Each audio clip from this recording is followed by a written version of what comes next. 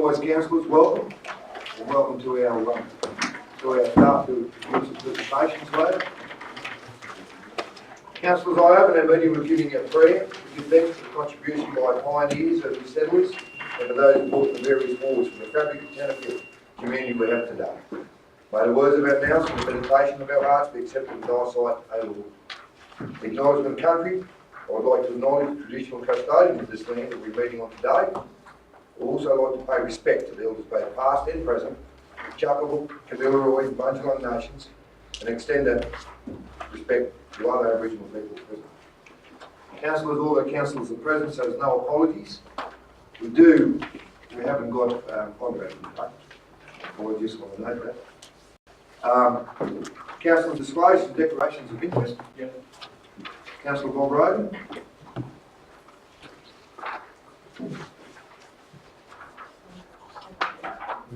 Yep. Okay. So Councillor Rogan is declaring interest in non-pecuniary interest. Sorry. It's not correct, pecuniary, and it deals with item COM 3/18. Thank you, Councillor Rogan. You can either move in a second to accept that. I'm sorry, okay. Yeah. Yeah, I've got one. Councillor Berry has it the same with 3/18 with the stronger communities. It's financial members listed them all and less than significant non-pecuniary. Thank you, Councillor. Can't move in a second to the secretaries, please. Councillor Don Forbes, thank you. Seconded by Councillor Greg Sawyer. All in favour? Again, carried. Thank you. Councillors, confirmation of the previous minutes. Would someone who was in attendance at our March meeting like to move that those minutes are true and correct record of our meeting? Councillor Brian Murray, thank you. Second, please. Councillor Bob Roden, thank you. All in favour? Oh, yes, you can. Councillor Brian Beaker. Push your button. Oh, work. Anyway, yeah. Item 4518 regarding the Mayor's report at the local government workshop, unrateable forestry land. Yeah, with the comments you made last time to deal with that. Yes, just making sure that that action that brought in place. Yeah. You don't trust me because it doesn't record. Well, I can't help it. Okay, I'm just going off to see what. On you want extension?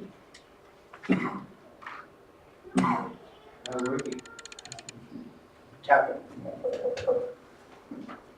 Got a hammer? Yeah. You want to just, Councillor, would you mind sharing one, or if Tom's going to be dragged out? Not working. No, another one, except yours. Oh. There you go. There we go. Councillor, without cutting short, yes, I have had a conversation there to clear that to do with the, and I commend you on your question, it was fair. It wasn't our resolution, that was the one that I'm sure that Bega, because they deal with the logging contractors, and although they are ratepayers, but I made it clear because we had to send down that figure to do with what it's worth our unrateable land is. So it is noted that be fixed up. Okay? Thanks, Mr. Mayor. Okay, councillors. Apart from that question, that's fine. I'll go back. Correct me if I'm wrong. 9, we have Councillor Sawyer move the adoption. No. Brian Murray, I apologise, and Councillor Bob Rogan. Okay, moving the seconders that is true and correct record. All in favour? Again, carried. Thank you.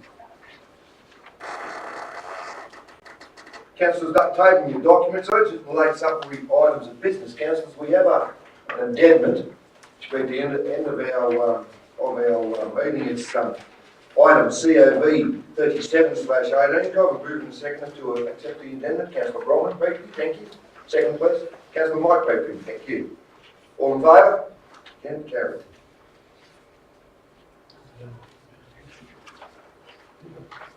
Community consultation, councillors, we do have two, and staff we have with the operational plans reports, and one is from Mr. Harry Bolton, the Manager of Economic Development and Community Engagement.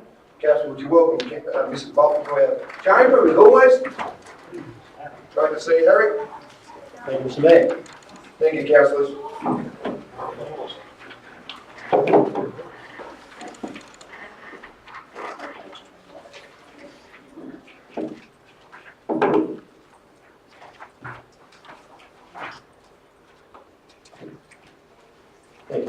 Thank you, Mr. Mayor, and good morning, councillors, and thank you for the invitation to be here this morning to talk to you, refer you to the operational plan. I'm sure you've all got copies of that, and start with the community development section. Harry, I apologise. Yep. To do with the document, can you refer to the page we're going to be starting on? We're not all lazy, but Page 16. Thank you. Mr. Mayor, thank you.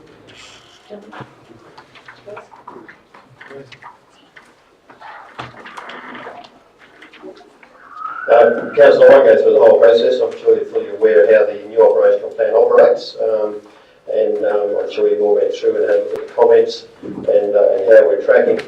So I'll go to the key issues, I guess, and that's where we talk about operating incomes, expenditures. So if you have a look at those figures, you'll see that we're pretty well on track. Our operating expenditure for community development is pretty good. We do have some savings there at the moment, of course, because we haven't had a community development officer for some time. And however, that situation will be resolved over the coming month. We've actually advertised that position and now closed. We've had some quality applicants come in. The community Wi-Fi project is nearing its completion, and we're in the critical phase of that at the moment. There are no emerging issues, risks at the moment, other than the employment of community development officer.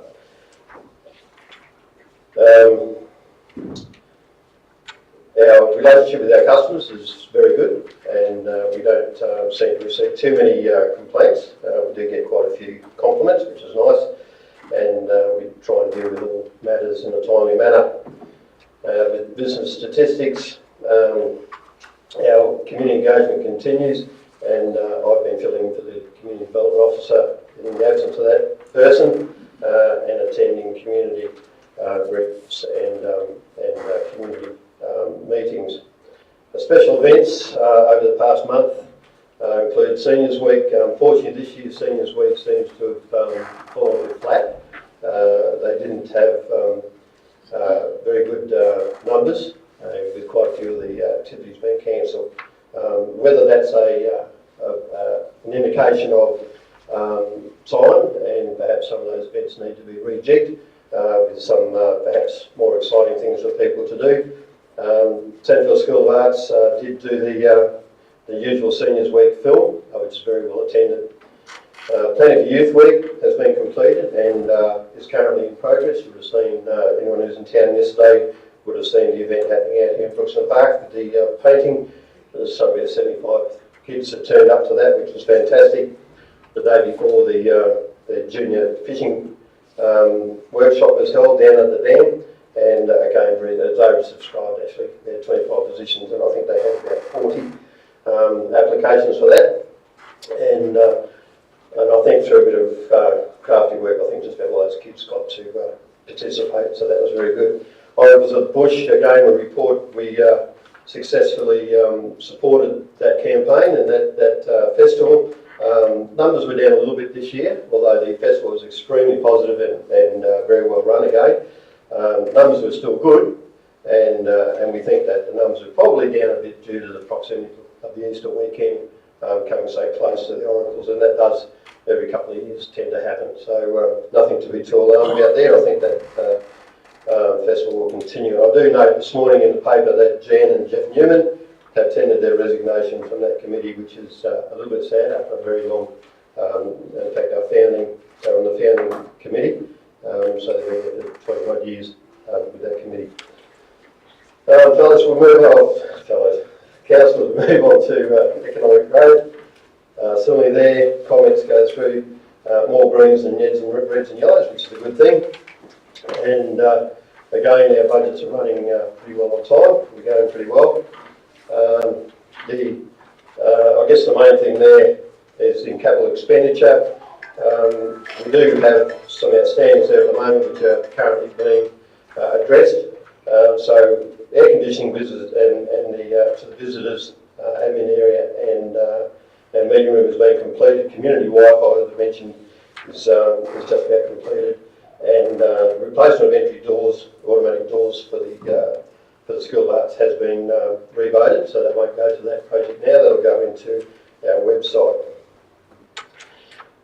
And that will happen in the next financial year. There's just not enough time for us to do that process.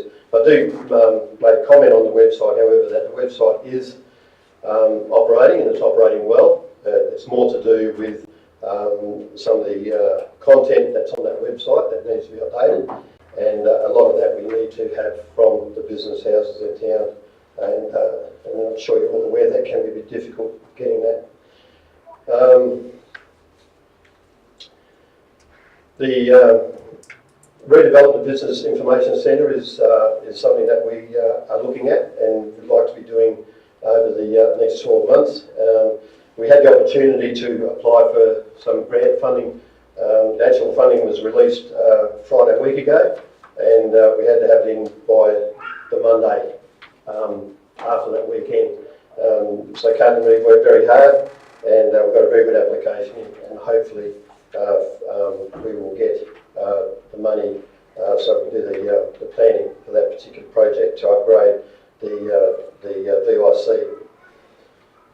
Our business statistics for Visitors Information Centre, 1,325 for the month of March. That was down a little bit, and again, a lot of these things are impacted on where holidays fall. So I can say that since the end of March, during April, the VIC has been flooded with enormous numbers going through, and I'm sure you've all noticed the numbers going through town, leading up to Easter, through Easter, and since. Only the last 3 days of this week have been in excess of 100 visitors to the VIC each day, and that's a lot of people coming through the VIC. Visitors to the Tenterfield Tourism website in March was 5,376, which is an increase of 16.3%. Our visitors to Tenterfield website 335, which is a 308% increase. And this is a campaign-specific website used on the Gold Coast marketing campaign, which we ran leading up to the Com Games, and it's pleasing to note that we had a significant increase in visitors from the Gold Coast during that period, and we did question quite a few people coming through, and they had either heard or seen. So the campaign was television, radio, and social media. And interesting enough, most people had picked up on the social media aspect of that campaign. So that was a campaign that was run between both the Tenterfield Shire Council and the Tenterfield Chamber of Tourism and Tourism Industry and Business. Special events, the Tourism Officer and myself provide support to their uncles, as I mentioned before. Tenterfield Chamber of Tourism Business Industry, we attend their monthly meetings, and the Peter Allen Festival. And I might just add that the Peter Allen Festival is growing a lot of traction there, and with enormous interest coming through the VIC. Every day there's people coming wanting to know about that festival, and I can say that a program of events should be out at the end of June. And the Stronger Country Community Grant Program, of course, which we'll talk about a little bit later on. So if we move on to Theatre Museum and the Museum Complex, page 27. Again, happy to report more greens than reds and yellows. The complex is running very well. Our budgets seem to be pretty well on track. And the Theatre Museum, 33,000 you'll see there, there's income and outgoings. That's to do with the current program that we're doing with the refurbishment of the windows and external painting, and that's a person's order of payment to the architects who are currently working up the tender process for us. The Theatre Museum capital expenditure, again, is all associated with those projects in the School of Arts that haven't been done yet, but they will pretty well be expended by the end of this year, the end of this financial year. As you can see there in the capital expense, you've got repairs to paint Southern Wall Cinema, exterior and rear windows, repaint interior, and there's certain components, not the whole of the interior, update the theatre lighting, and update security cameras. So we're at the process where we have quotes received for the security cameras, and we are in the process of getting quotes at the moment for the theatre lighting, so both those projects. And that's to change the theatre lighting inside the hall itself, the downlights that you sit under when you're in the theatre. At the moment, we're trying to get those all over to LED, which will create some pretty good savings for us in our power expenditure. With the School of Arts continues to engage with the community and provide excellent activity and events and the general public. And you can see there's some of the events that we've had during the year. So the visitation to the museum, March 2018 was 160 compared to 234 at the same period last year. Now these figures are down somewhat due to less bus tours coming through, and we do experience that every couple of years, but I will suggest that the next month those figures will be reversed. It'll be the other way around. Total merchandise sales are up, 138. Of course, we don't do a lot of merchandise through the School of Arts. Total cinema admissions, 284 visitors over 20 screenings, compared to 444. I've reported on this before, the decline that we have in visitation to the cinema. However, the attendance is still strong, and currently we're going through a period where it's very strong. So we keep dealing with the fact that we're competing against a lot of other mediums when it comes to entertainment, and but we're still doing okay, even though those figures are down a little bit there. We should meet our targets. Total volunteer hours for that period, 412 compared to 433. Special events achieved, you can see there, London Klezmer Quartet. Anyone here get to that? No, that was a fabulous show, fantastic. William Yang was very good. The Clarence Valley Choir and Orchestra that was here last Sunday. There's people who know that were at that particular show. Fantastic. Coming up is Wikipedia, 2nd of May, which is a kids' theatre production. There's a lot of green slime thrown around the place. Manuel College Holders Pipe Band and Live Opera and Music Supper Club, and of course the Melbourne Ballet will wrap up our financial year with Carmen. Councillors, that's pretty much it in a nutshell. Any questions? Just before we do, Councillor, just for some clarity, please be aware that I don't, with Harry's presentation and Mason, when we put the 5-minute restriction on your office, it's very important that these reports are handed over, and it's great to have our staff in that presentation. So happy to, if there's any questions to Harry, councillors. Robin. Councillor Roman. Thanks, Mr Mayor. Thank you, Harry. And yes, I also ran into people from the Gold Coast who'd come here to basically escape the Gold Coast, much to the following up deputy of the Gold Coast businesses who complain. And they've been driving all around the whole site, from Wollongong down to here to wherever. I just wanted to query in your page 25 at the top of the emerging issues, and you've got the brochure on Tulum Karula National Parks is to be completed, and the update of the official visitors guide and the regional map. Is that Tulum Karula brochure far away? Are you guys doing that yourself? Because I noticed that the money was available last July. Yes, we are doing that ourselves, and it's not far away from being ready. We'll be ready to go out by the end of this financial year. So Kate and Reed's working on that at the moment, so that'll be So it's work in progress. In conjunction with the Karula team. Oh yeah, definitely, most definitely, yes. And sorry, go on. I was just going to say the second thing was that regional map. There's some errors in it. I was just wondering before that's finalised, can some of us have a quick squeeze at it just to point out the errors? So. Definitely. Thank you, Councillor. Councillor Berry. More of a comment about tourism over Easter weekend. I think I sent everybody a photo of how many cars are in Urbanville. The interesting thing about that was the Progress Association with their Devonshire Morning Tea didn't do quite as well as they did last Easter. No, it's amazing, but they didn't. And just on my own personal observations, it's getting back to the level of traffic that we had prior to all those accidents in the early 1990s up on the Mount Lindsay. It was, there's only been a couple of times as busy since then. Thank you, Councillor. Thank you, Councillor Berry. And it was. I don't know if everyone saw that photo, but it was quite interesting. The photo showed Urbanville jam-packed full of four-wheel drives. which I think councillor copped a bit of a hiding for not having enough parking, but anyway.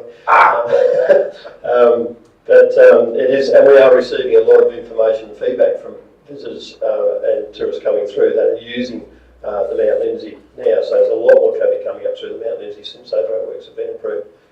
So yeah, good observation. And it adds to an argument, if I can say, Harry, that when we focus on the council to continually source funding for that road, there's evidence there. Absolutely, no, definitely. No, it's you know, the more we improve that, the better. And people are commenting about the drive and how nice it is and different.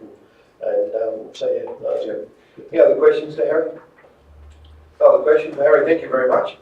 Wish you well in your endeavours today and have a safe day. Thank you, Mr. I'll be back shortly. Councillors, now we have Tomei, our senior town planner. Would you stand and welcome Tomei, please? Thank you, councillors. Welcome Tomei, and as I said to Harry, if you get about 5 minutes, you do your gig. And just please prefer being lazy to the page we're going to be working on, Tomei, if you don't mind. Thank you, Mr. Mayor. Good morning, councillors. We'll start on page 66, the operational plan, the planning and regulation section. Thank you. No. Just probably just highlight just a couple of areas that we're dealing with at the moment. Most of you would be aware that we're down a health and building surveyor at the moment, but we're still managing to get through and process the relevant applications and certifications that we need to. We have had some assistance from our colleagues at Glen Innes Surveying Council, which has been a good working relationship. And we are also going to outsource for our food premises inspections, which need to be completed by the end of the financial year. So that will happen. That consultant's been engaged, and that will happen before the end of the financial year.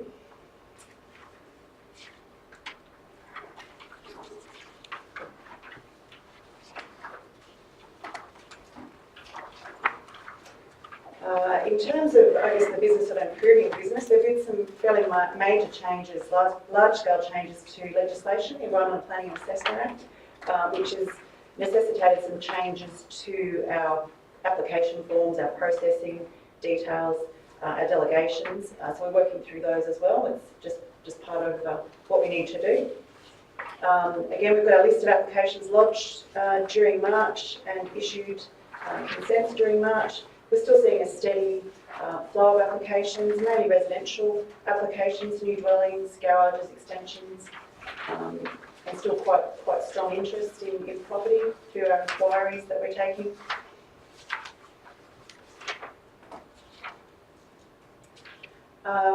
Just on page 77, of note for council, myself and our heritage advisor lodged an application with the Office of Environment and Heritage and was successful in the first round to undertake updates of our heritage inventory data sheets for all of our heritage listed items and to review our heritage study.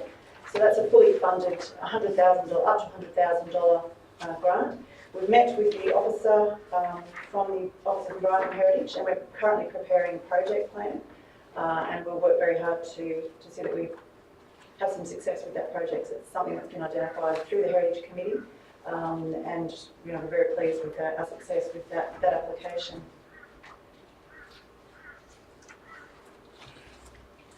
Tomei, if I may just cut you short, with that funding, over what periods is it to be used?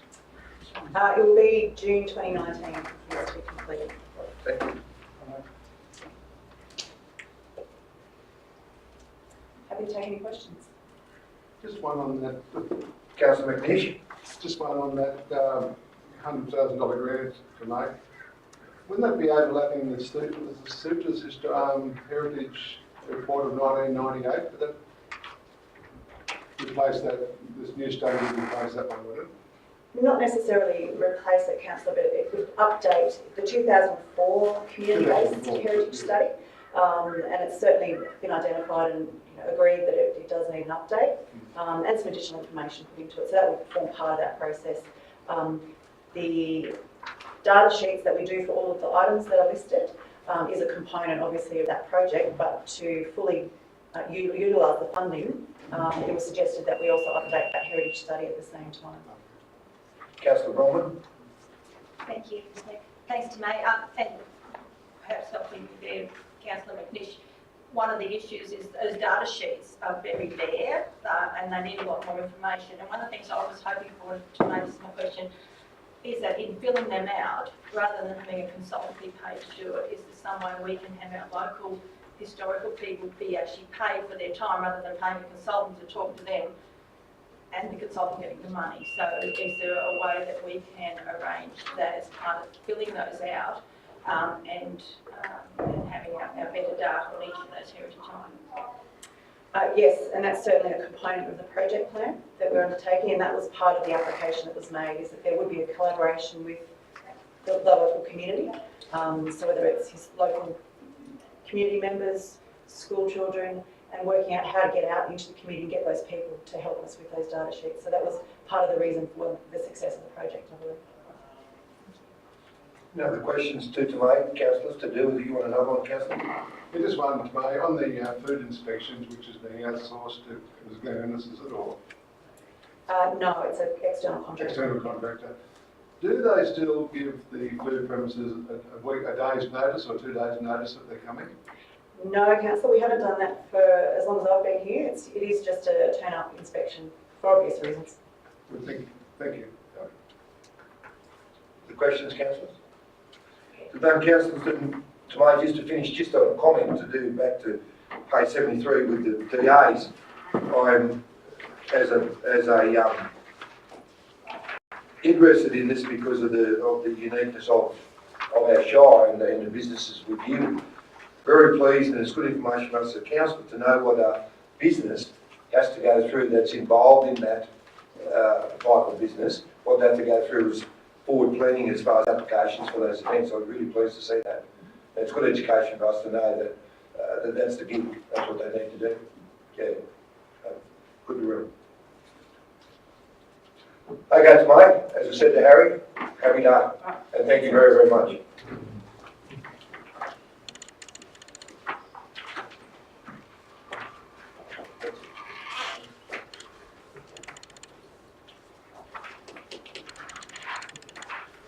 Okay, council, we'll continue on with our meeting, and in your hard copy we start at page 8. It's a Merrill minute. It's item MM2/18.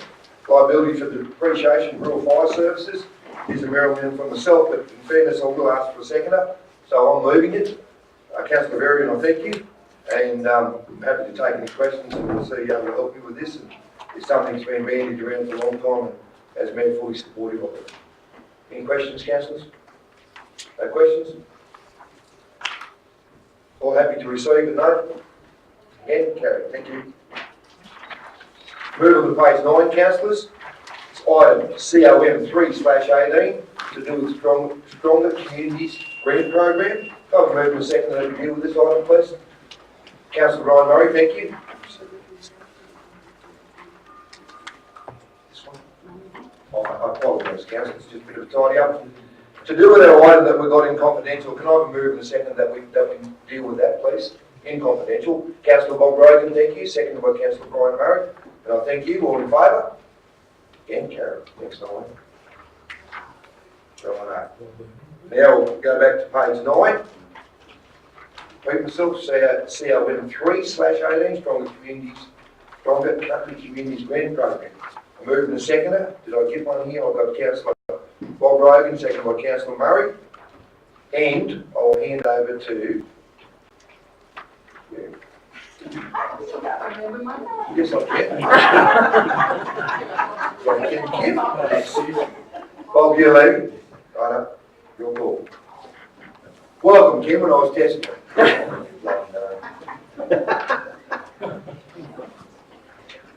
Thank you, Mr. Mayor. Through you to the councillors. Firstly, I must commend you all on your inclusiveness and transparency with this whole process for the Stronger Country Communities Grant Fund.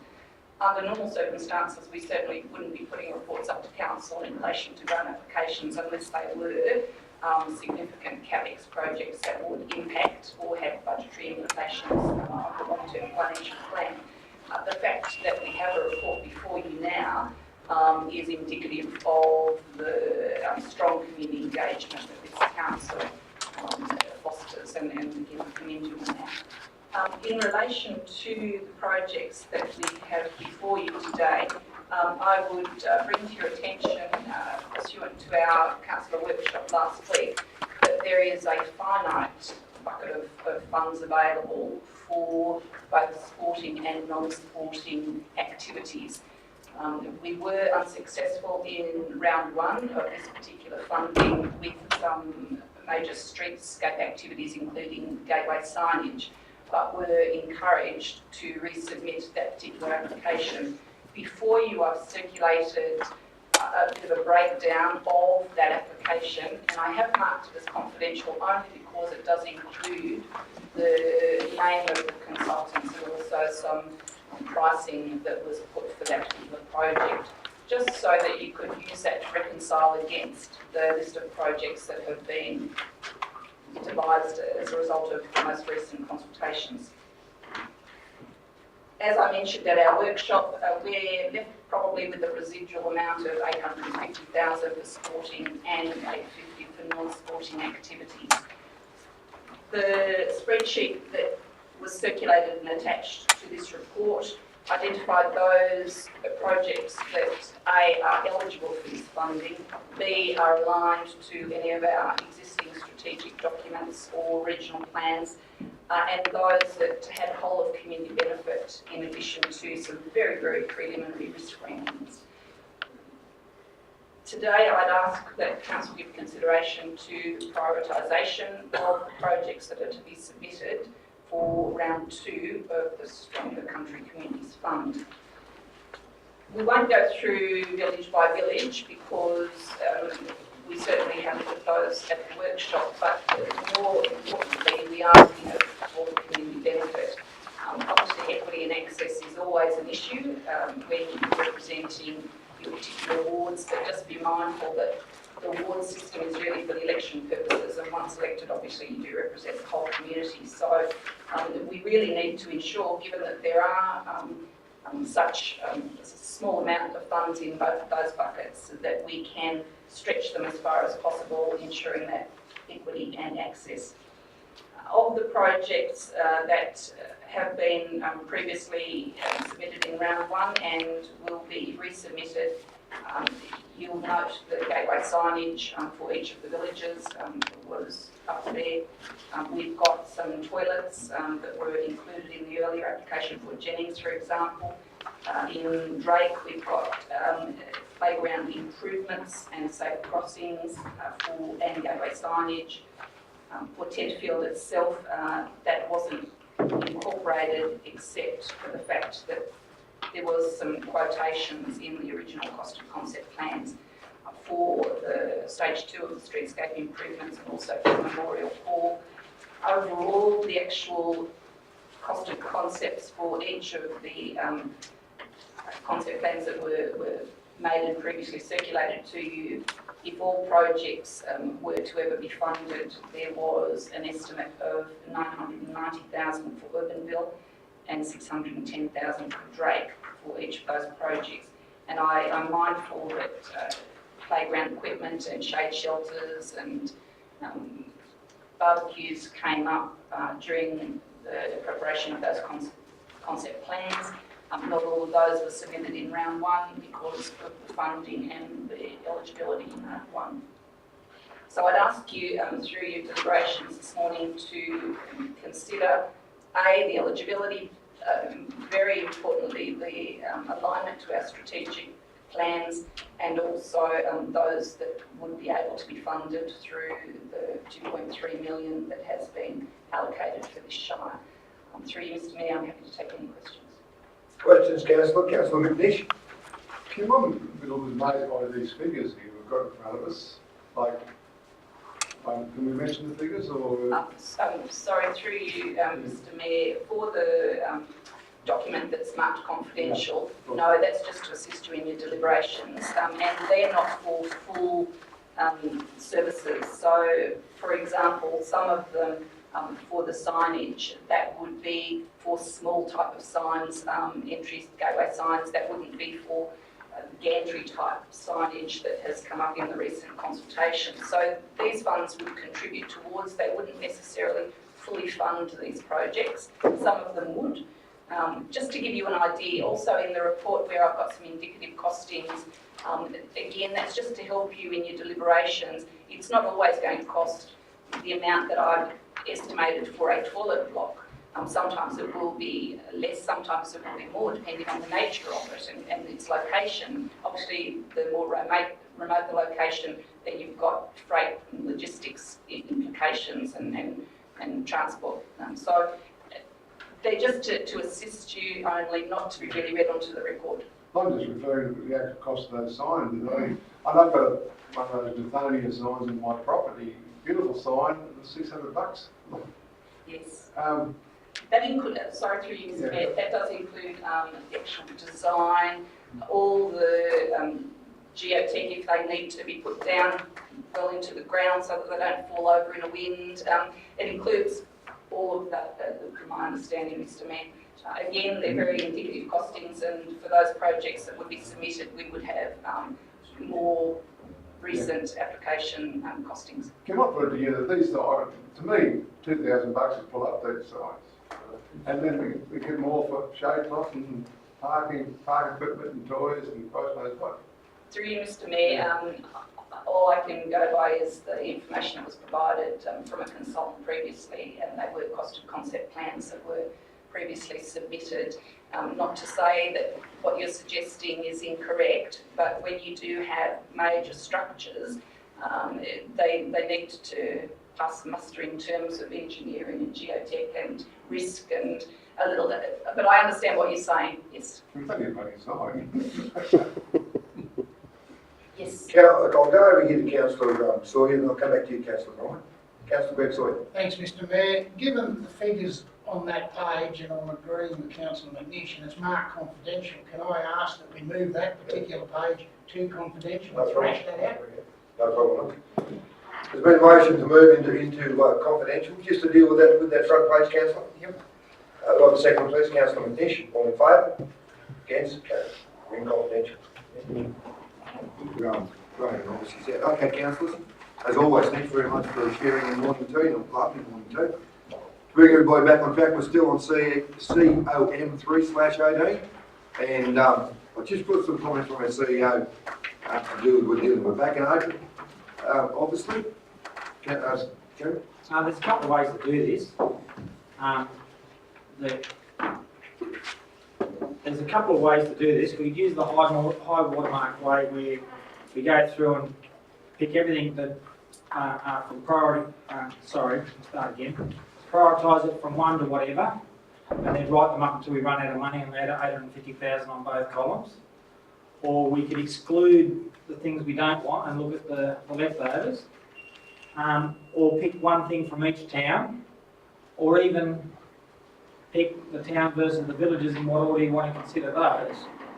But as long as it's the same method from yay to go to woe, it doesn't really make a lot of difference. $850,000 will get chewed up pretty quick. So I'll leave it over to council. Thank you, Mr. Mayor.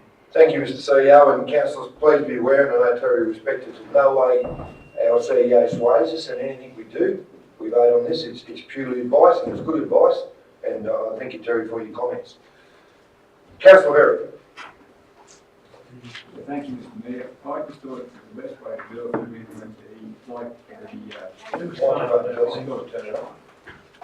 Back alive. I'll go something else. Like for the playground equipment, if we just ask for 200,000 or 250,000 for the playground equipment, it doesn't cover virtually all villages. And I thought that'd be the best way to do it.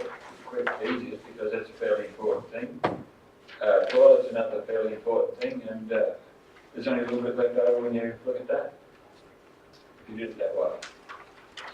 Right. Councillor Rowan, Patriot. Excuse me. Thanks, Mr. Mayor. My concern with that is there's only 2 villages where playground equipment have been actually listed. That's a question I was going to ask. But I was going to suggest that maybe we deal with sports first, because the sports items have got some big ticket things which I think will eat the 850 fairly quickly if they are agreed upon, and that at least gets us halfway there.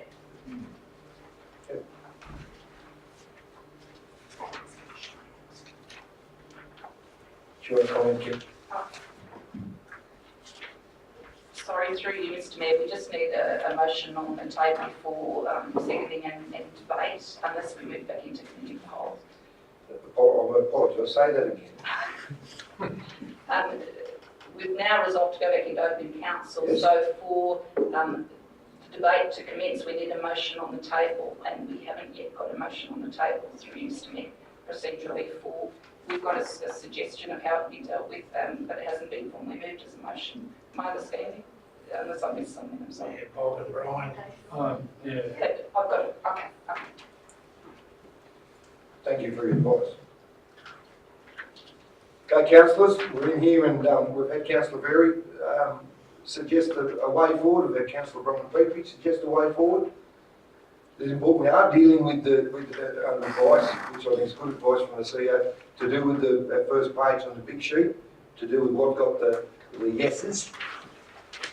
But be aware of that.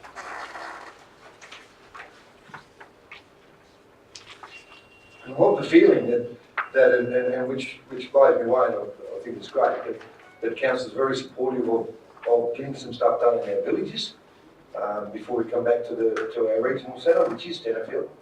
I'm just saying, I think that's very important, that they're going to feel part of this shire, as we've always said, and as we've said as a council. That's what we always look for, and so get some stuff done out there, and that's important, I think.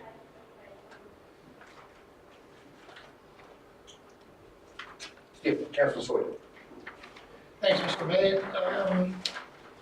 What I did as an approach to having a look at what was needed, I looked at that first page, eliminated them off the second page, Yep.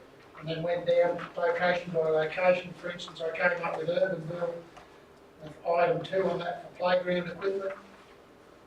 Torrington was already taken care of with the first page. Yep. Tenterfield, the toilets, streetscape, Memorial Hall Indoor Sports Centre, the archery shade cover, skate park improvements, not that I've got in a ditch over there, the grandkids would, but not me. Again, the toilets, Drake was already pretty well taken care of on page 1. Yep. Jennings, exercise equipment in addition to page 1, and listed most of their stuff's on page 1 already, so I ran out of money. Thank you. Three. Yep. Mr Mayor, I've got a suggestion. Perhaps Kim could indicate to us the ones that are included on the previous thing, so we can cross those off this page first, because it is a little bit, it could be a little bit confusing because the language is slightly different. So Kim, if you were to go through this big page and indicate the ones that are included in the previous grant, so we can cross those off, because we should only be determining the things that are separate to that. Thank you.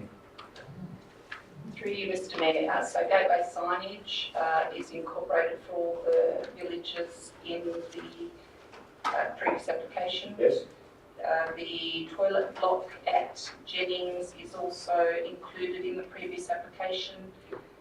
For the previous application in Drake, playground improvement and a safe crossing was also included in addition to the gateway signage. Barbecues and park toilets were also included for Liston in addition to the gateway signage.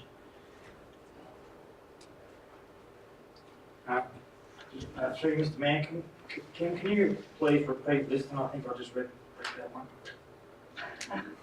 Gateway for Liston, through Mr Mayor, gateway signage, the park toilets and barbecues were previously included in that application. And in urban Drake, the playground improvement included the planting of a shade tree in the playground area. That didn't include new playground equipment. installation or softfall or anything like that in Drake. Okay.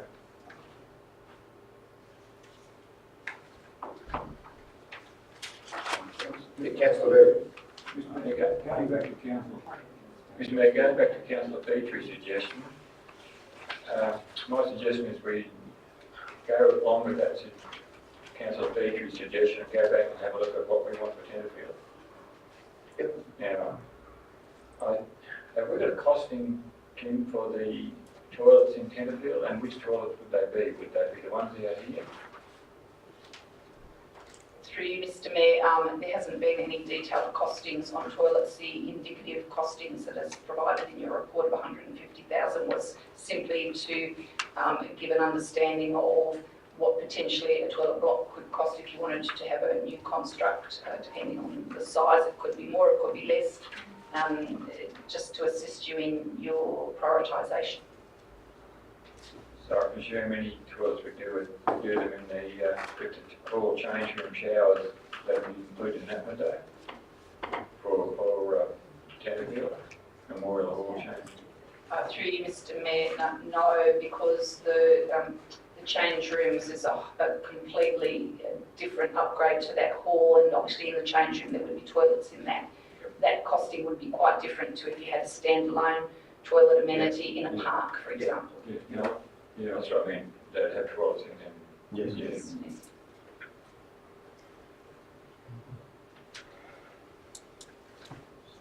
And my suggestion is we go to Memorial Hall change room shower, drainage.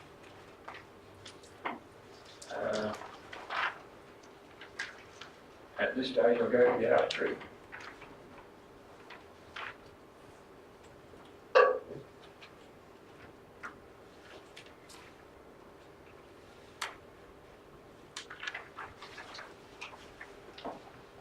That's 5:15, I think, comes to.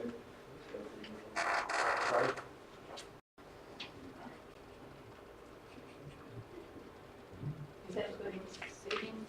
No, I didn't see, I just wanted to add that.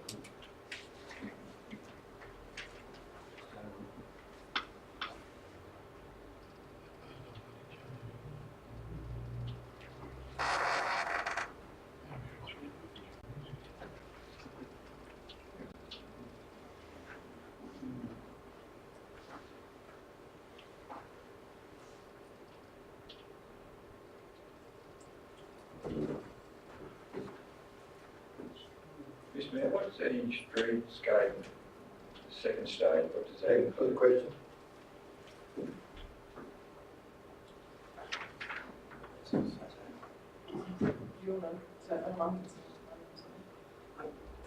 Through you, Mr. Mayor. Gary, whereabouts does it say that? Here. It's on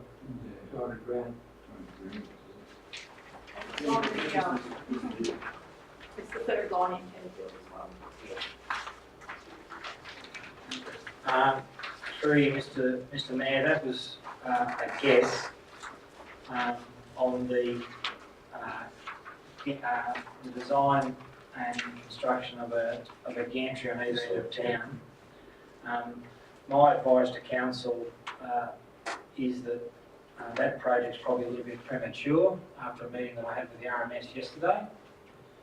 And that there may even be an opportunity at when the bypass is done to get that included as part of the landscape funding for that. So it's a very worthwhile project, but it may be able to be funded through another avenue. So what you're saying, those two items, signage and gantry in town centre, we believe that's the Be up to council, but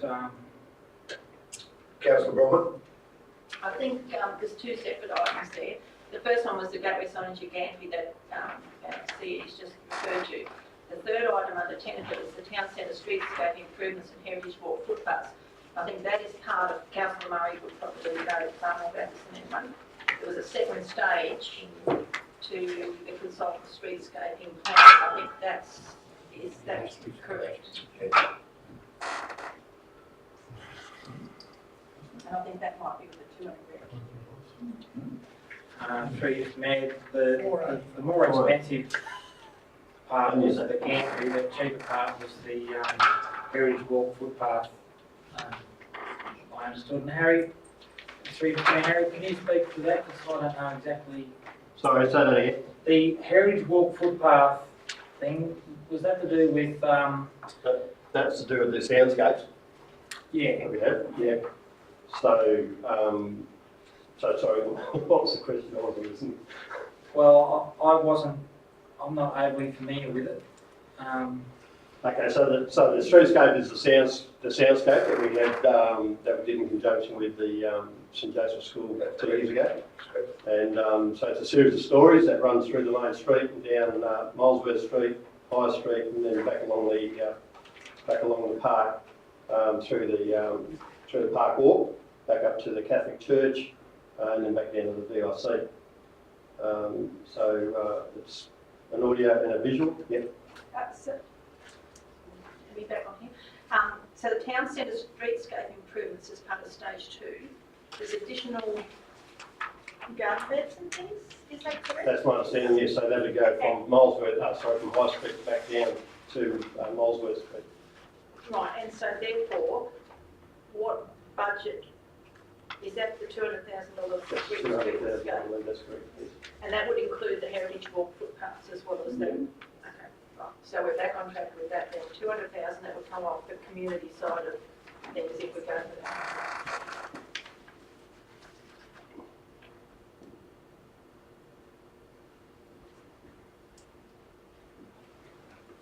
Yeah, stage 2.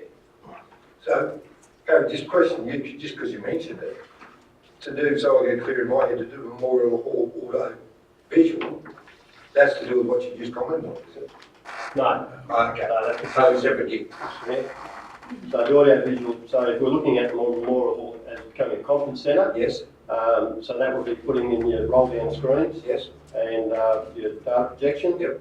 Come down, plus sound, Yep. dedicated sound system. Yep. And some lighting. okay, And if money permitted, a bit more work on the acoustics. Yep. In the hall. thank you. Mr Mayor, I think we should include that in the, better go to the sports section, wouldn't it, that card there? Councillor Berry, sorry, through you, Mr Mayor.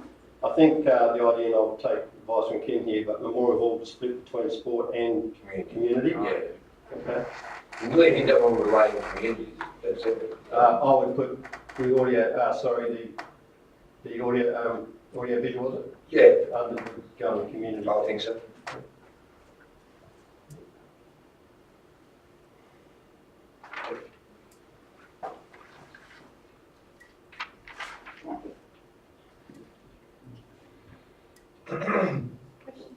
Yeah, of course. Excuse me, how much was it going to cost to fix up the Acoustics. acoustics in that hall? And the insulation, or wasn't it something you were saying? Councillor Pecker, we haven't actually received a quote on that at this point. So the further question. Yeah. Yes, the 250,000 for stadium seating and reconfiguration, that was for seating each side. Yes. What, would there be any chance maybe we could look at doing half of that and using the other half of that to better improve the acoustics and the insulation? Councillor Petrie, I think if you're going to put that style of seating in, you need to go to the 400 straight up. Putting in 200 seats, you're only recreating what you've already got at the School of Arts. So the idea here is to try and give us a bigger venue so as we can bring bigger events such as conferencing and major stage productions and that type of thing, which we can't currently do.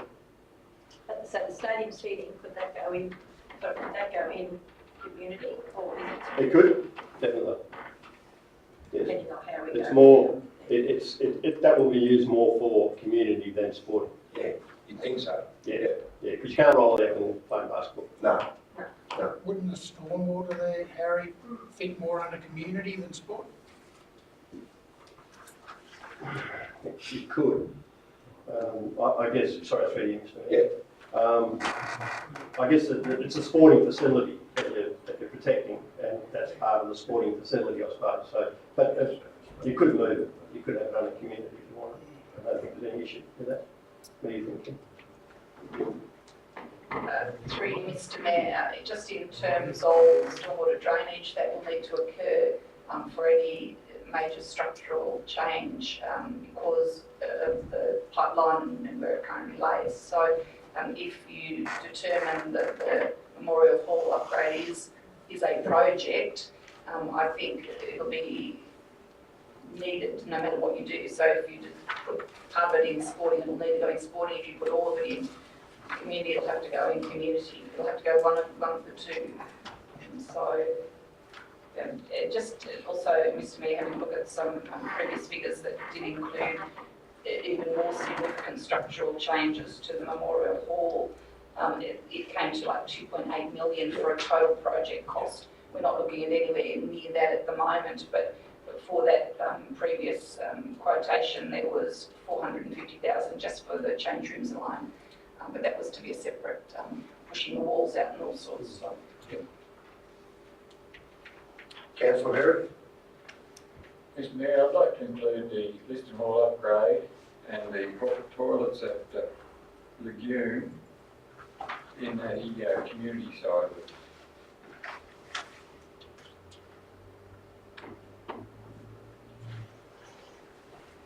And also I'd like to put in the exercise equipment at Jennings and the playground equipment at Urbanville, or some playground equipment. I think the one down there, some of it's getting old. Yeah. I'm not 100% sure, but I think it is getting old. Yeah, you're on the way. Yeah. Well, we need to have any say, I mean, correct me if it's not already in there, but the toilets at Jennings and on past game, so I know that is the only environmental toilet we have in the Shire. So, for me, that's a top priority. That's already in there. Let's explain that. It's already in there. Councillor Bromman? Just with the playground equipment, as Kim's already explained, the Drake playground equipment, what's in the stuff that's already been presumably approved is not for equipment, it's just an upgrade, involves no equipment. So I would like to add to what Councillor Berry said and include the Drake playground equipment in there. In the community. Obviously, that's in Woodwood Park. Woodwood Park, the strongest side, that's Woodwood Park.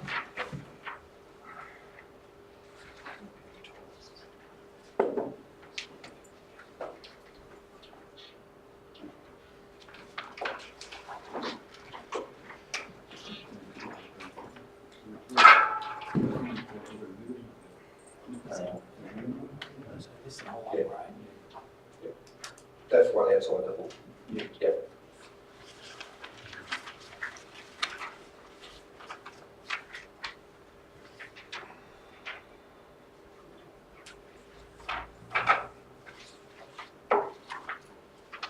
What are we up to there, Gary?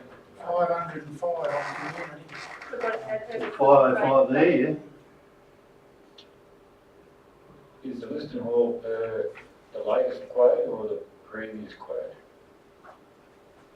Through Mr Mayor, I think the quote I saw was 83,000, so just under 85,000, is that correct? Yeah, that would have been the previous quote, but I think there's a new one come through. I'm not too sure what it was. Obviously cheaper. Yeah, obviously. Is the solar panel eligible or? Through you, Mr Mayor, in isolation, no, but again, if it's part of a major capital upgrade for a building, and then yes, Yeah. yes. Yeah. So you'd have to add that on to that one there too then, because that's part of the upgrade with it. Is there a costing for it? Oh, there is somewhere, I don't know if I've got it here. Okay. Who's reading? Councillor Bromman? Sorry, just, Mr Mayor, Harry, Urbanville and Drake, both playground equipment, I would suggest putting a $50,000 price against each. And, sorry, that just didn't end up on the board. And I was also querying the toilets at Lagoon with 150. The like from previous quotations, it could be 100 upwards. So because it's for lagoon, depends on how big the toilets are. I presume they wouldn't be massive toilets. I'm suggesting that might be actually close to 100,000 for that one. Is that the upgrade to the toilets? Sorry, is that the upgrade to the toilets behind the hall? Yeah. But that No, 150, or inside the rink? no, outside, Outside. on the northern side. Councillor Boland, to do with 150, and I was being corrected if I'm wrong, that might be splitting Jennings and Lagoon, That was per toilet. Per toilet. is it? Yes. Okay. So we could put 50,000 there. Yeah. And what I'm just, if that's a brand new, sorry, if that is a brand new toilet, then I'll say you're looking at 100 for, I mean, Lagoon's not a massive place, so I presume you get a reasonable toilet block with several toilets for 100,000. And therefore, that might then allow upgrading the toilets at Urbanville and somewhere else had upgrade of toilet. So I'm just suggesting that I don't let the Lagoon people want the Taj Mahal toilet. So we're trying to skew this around a little bit.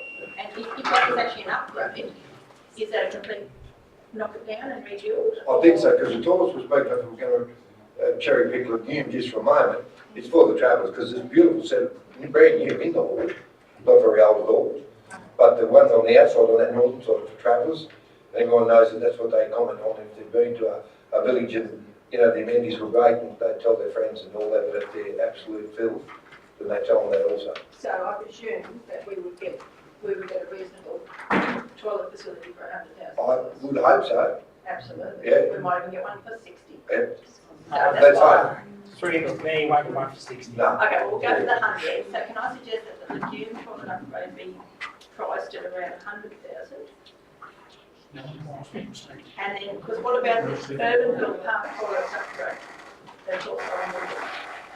You know, all we need to do is contact for a disabled rink. Yeah. Yeah, that's all. Yeah, because there's brand new toilets in the hall, brand new, you know, you opened them last meeting one. And it says Parks toilet upgrade, not down the main street. It says Parks toilet.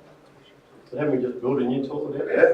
That was in not in the park, it was on the main street. Where's that from, Councillor? I'm sorry. Top, third down from the top. That just says Park toilet upgrade. Not the disabled access to the new ones that was done by Thomas. Yeah. So which, I know I didn't prepare the Unless list. they refer, unless it was referred, without getting nitty-gritty with the Heritage Park, that older toilets down there, but I mean, come on. because they're around another anyway. I think there's a mix up. I think that's for the Urbanville Hall toilets, isn't it? Looks like park toilets upgrade. No, that's ground level too, isn't it? Well, maybe could we alter that to be disabled access to the new toilet we've just built, or is that not going to meet the criteria? I think it's already got disabled access, that you have to have. But No, they've got to go onto the road and pick up driveways. Oh, okay. Didn't put a ramp in. And I think with the new toilets, the new public toilets, I think the disabled access just off the road there. No, the drama's getting to them. Yeah. They raised it at our meeting, Right. Yeah, they did. They've got to go on a tour before they get. That's right. but that's not going to meet this criteria. It has to be a substantial change. Yeah. So I don't think the disabled access is going to meet, but I'll need to clarify that. Right. But this was clearly part. There it is. 55 still? That's playground. On the playground. Right here for So how much for the toilet? distant hall. It's a question mark, Harry. It's a big question. Just bear with us, councillors. We need to get back on track here, so I'll ask for a motion to suspend standing orders, please. And we just need a bit of advice where we're heading there. Councillor Soy, thank you. Second by Councillor Murray. All in favour? Against, carried. Okay. Right, now we can discuss without breaking the meeting procedures and getting in trouble. Can I just just make or have a question, please? The Urbanville playground equipment, in this year's operational plan, we've actually got the renewal of Urbanville playground equipment that we've actually, to the best of my understanding, have just procured an upgrade of that playground equipment. Just wanted to make council perhaps aware of that whilst we're having that conversation. So that's this year's operational plan. Having said that, the value of that particular item is 28,000. Scratch it off. You can sort of- I'm just giving you the, Yeah, so that's what we're doing at the moment, so that's just based on our existing operational plan, and it should be up. As I said, we just signed the order last week, so within imminently, we've done the procurement, etc. So you can actually get playground equipment for 30,000. Depends on the type, it is not large, so as I said, it depends on how much equipment you actually need to purchase, and that's based on what's already there. It is not an expansion of it, it's a replacement of the existing. It contains one swing, actually it's similar to the equipment that's in Saddler Estate. To give you an idea of what that is, it's a swing and a house with a small slide. So I think it's years is it 10 and under? You know what I mean, down to swing 3. So the one swing and slide for the house, 28,000. Does that involve installation costs or is it? That's yeah, and so we've just done the procurement process, and that's the cheapest we can find. So obviously we've got to go out and see quotations, etc. So that process is what we're Kim? Through you, Mr Mayor, just to remind councillors, on page 11, we do have the definition of refurbishment as defined by this particular funding program, and that is major renewal or restoration of existing infrastructure, and the major being further defined as a number of activities being carried out that will cause material changes to the actual asset itself. So if councillors are mindful of that in determining their priorities as well. Yep. Councillor Bronwyn? So therefore, be mindful that if we were to add to the house and the slide and the swing at Urbanville by another 20,000 to get them something else to do, would that meet that criteria? If you're building new infrastructure or you're embellishing existing infrastructure to represent a significant material change that would perhaps enhance the usage, utilisation of the asset, then that would meet the criteria. Well, may I suggest that we add another 20 or 25,000 to Urbanville playground equipment, because that doesn't sound terribly exciting, having one swing and a slide. I was quite excited the other day when I had a look at it. I thought, Yeah, it's exciting, but I mean, in the scheme of things. Do better. I guess that's the only thing from my perspective, and happy to do that, but just recognising we've increased that service level. So what we're doing at the moment is the same service level that we already had. So if we put something new in there, as I said, we're going to be increasing the service level there, do we need to increase it elsewhere? Did that include the software?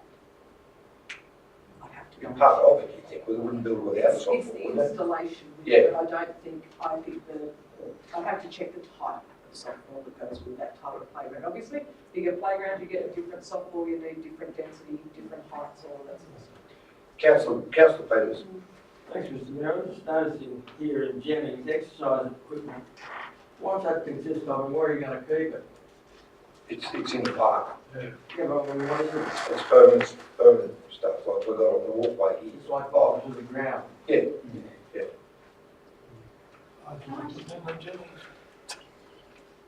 It's per item, is my understanding, and depending on the item, depends on the cost. That one I'm going to have to say down here, because I thought it was $8,000, might have been more, something like that. When I say down here, we're all aware we're referring to it. Just on the creek there, we'll deal when we open it. So that is 4 pieces of equipment, Oh. I think, from memory. I don't know. So as a cluster, so there are the 2 benches Yeah. that are covered, Yeah. and then there's a climbing wall, another stretching Yeah. facility, and something else. Yeah, different one. Yeah. Oh, the other thing about ones over here. No, here's the new ones down. Yeah. On Rugby Park. The rest of Yeah, that one's yeah, just very- below there. That one. I didn't like it, it was no challenge. This stuff is just not cheap. No, it's not. So, Playground. I'm sure that was $8,000. We had a quote recently to do the Shade Shelter over, which we wrote to council with. for Rotary Park swings there, 20,000, just put a shade shelter up. The RSL, the child playgroup are trying to put one in there, and they're looking 20 to 30,000, and it's just crazy dollars. So these jobs are costing out at roughly $150 to $300 an hour, so that gives you a bit of an indication. Yep. Cost. How they come with it. Councillor Berry, apologise. I just found a couple of quotes there from Liston Hall. One was about 30,000 to 40,000 for the floor, and the other one's about the same for the solar power, 30,000 or something like that. I just sent it through to Terry's email. Can I remind councillors that maintenance isn't part of the criteria, and anything over 50k will get across through it because that's the minimum. Would you add that? So for the playground equipment at Urbanville, for example, we'd have to work out a way to add that to what was already planned, such that or package it up with something else in Urbanville, such that the figure was over 50k. Councillor Bronwyn? Can't we just package it as playground equipment for villages without specifying Exactly. villages? And so even Drake would be 75 grand. So I just thought we'd Yeah, no. do it that way. And the same, so therefore, with exercise equipment at 8,000 each, we wouldn't have enough to do unless we packaged it with the park toilet upgrade, with having exercise equipment attached to the toilet upgrade. I'm not sure how to do that. The way I said that exercise equipment can always be added onto. You know, like, I mean, if you put, you know, one item, and I hope right now, I'm sure the figure of 18 sits in my head for some reason. And that was agreed. Is there is there an insurance levy on this sort of thing? Or not? It'd have to be under the council. Yeah. Is it expensive? It won't make any difference to our existing premiums that were proposed unless it was a significantly risky activity, aka something we did already have new pool. Yep. Something along those lines would be of the quantum that it would actually probably shift out.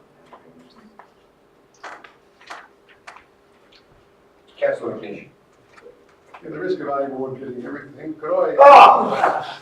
I waited for it. Sorry, Pete. No, you're right. Could I include a barbecue and some tables and seating at Woodward Park in Drake? Because presumably we get this new playground equipment. You know, the younger kiddies and parents will want to go down and supervise them, and they need somewhere to sit. So what was this 55 that we said? That was the playground equipment.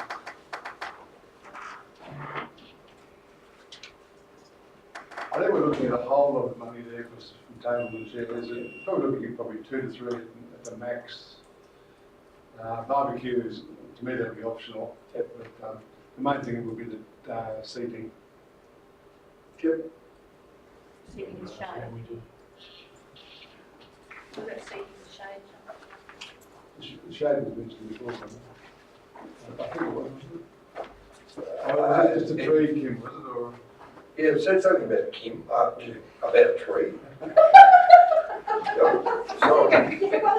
Yeah, no. So that 55 staying the same, or is that an increase? No, it's kind of saying, you do a better than that, I think. No, that's, Councillor Bronwyn. yeah, now the 55 is the budget for just the playground equipment. The table and chairs, barbecues are budgeted here around the 10,000. I'd suggest that it's table and chairs plus a shade cover rather than the barbecue. That would require someone to look after the barbecue. And the shade over the table and chairs would probably be more beneficial to the community than actually having the barbecue that people may or may not use. So the 55 is for the playground. Next line item would be table and chairs with shade. Or I'm not sure how much I'll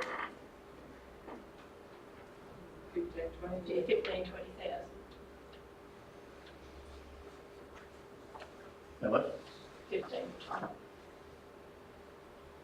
Because barbecues in bad records. Yes, that's right. Sorry, table chairs and shade, Yeah, with a shade over. 20. You might do it. No, sorry, shade, I was thinking. Shade is 20 by itself.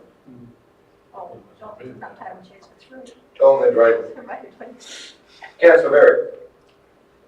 just to add what Councillor Petrie was talking about, the shade cloth at Liston, just on our few little items we've got up there in the park, that was 15,000.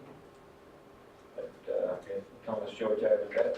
But with Liston Hall, I think it comes to a total of about 130,000 with the solar panels and the floor upgrade. We've only allowed 85 there as per the usual, that quote. I just think council threw another quote there on the, I can't find the other one again. So you want to change that to 130? Yeah. Are we back into standing orders? No. No, we, off the cuff. We've got a problem on the community side of things. We are planning on spending 70,000 on audio equipment to upgrade it to take conventions. We haven't put any bloody seats in. We go on that board. Yeah, we've got any seats in there yet? We're going. Bring your own, great conference. That's It'll be different. That's what we do now. Councillor Bronwyn. So given how community's stacking up, those councillors, so I was waiting to see how whether we ended up adding that to sporting or community. So by the looks of it, we'll have to, because of the A award. So we'll have to add that. We can't see that happen. We'll have to add that to sporting side for the seating, I think. Yeah, Councillor Berry. Wouldn't the exercise equipment, or haven't we listed that yet, exercise equipment come under sporting? Yeah. Because I see there's three, listed, this one, Yeah, we've already, 250, we're already at 835,000 on sporting. What's the whole figure now, mate? What do you got? 735. What are we going to have here? 585. Plus 20 plus 55 plus 7. We haven't changed it. 600? 595. Yeah, neat. No, we haven't altered the 85 and 130, 505. Oh, sorry, we haven't. Come on, Harry. Three, Mr Mayor. 735. I've got to be careful on what the definitions are here, because maintenance and new flooring's not embellished in the New flooring building. won't go in there. Well, new flooring would, but not. I'm not even sure at a pinch whether the solar is saving money for the electricity, but I don't know whether it's a material enhancement of the hall or not. So what will happen, and I'm only guessing because, you know, it's someone's interpretation, but if we put in an application for 2.3 million and some of the things aren't allowed, they get crossed off. Say we got 1.9, we won't get a second crack at it, we'll miss out on 0.4. So we've got to make sure the things that are on the list aren't things that are a little bit grey, so they don't get chopped off. You've got a question mark there, we can't tell you that. Mike, Councillor Mike Petrie. Like the solar thing, halls, I don't think that's a real good investment, because they only get to use the solar while they're doing the daytime. Like, if most of these halls, community things have things of the night time, you don't get to use it, do you? Make a lot of things, you can use it before you put it in the solar. We run the cold room 24/7. That's important because it's got alcohol in it. Oh, yeah. Your sewer and upgrade to these toilets, you can put a figure against it. It's 595 without it. We were sort of, Yeah, Councillor Bronwyn. the reason we had, I asked for the question mark on the Urbanville Park toilets is there was a bit of confusion there about where these toilets are. If it's a complete replacement, then it's got to be in the heritage park. And we were talking about the disabled access to the newly opened ones, but that would not be a significant upgrade just to chop a hole in that thing. So the disabled access would have to be wiped. But if that is a new toilet, is that area a highly used area? Which, The heritage park thing, where you said the old toilets. with museum and new toilets, it would be, and I'm leaning towards it, that's where it is, because Yeah. Christ, we just open up a new set of public toilets, and the toilets in the hall are brand new, it's the only other place you can be. Yeah, so therefore, given the amount of visitation to Urbanville, is Yeah. that a good spend? I would just say, it sounds to me like it could well be. Yes, So, it's not going to be, you know, what? Councillor. I think there's some confusion with this in relation to Urbanville. I thought the upgrade of the park toilets was the DDA compliance access on the pedestrian ramp, not actually new toilets, but I could be wrong. Well, you could be right. It's in the Urbanville project. Have you got that, Kim? Sorry, Harry, what were you Mr. saying? Mayor, I was going to ask, did the museum recently receive funding down there to upgrade the museum? Not that I'm aware, I'm not saying that's true, but I'm not aware of it, Harry. They could have. Yeah, I know they've applied. Who's through the council or No, different? No. No, I'm not aware, I'm sorry.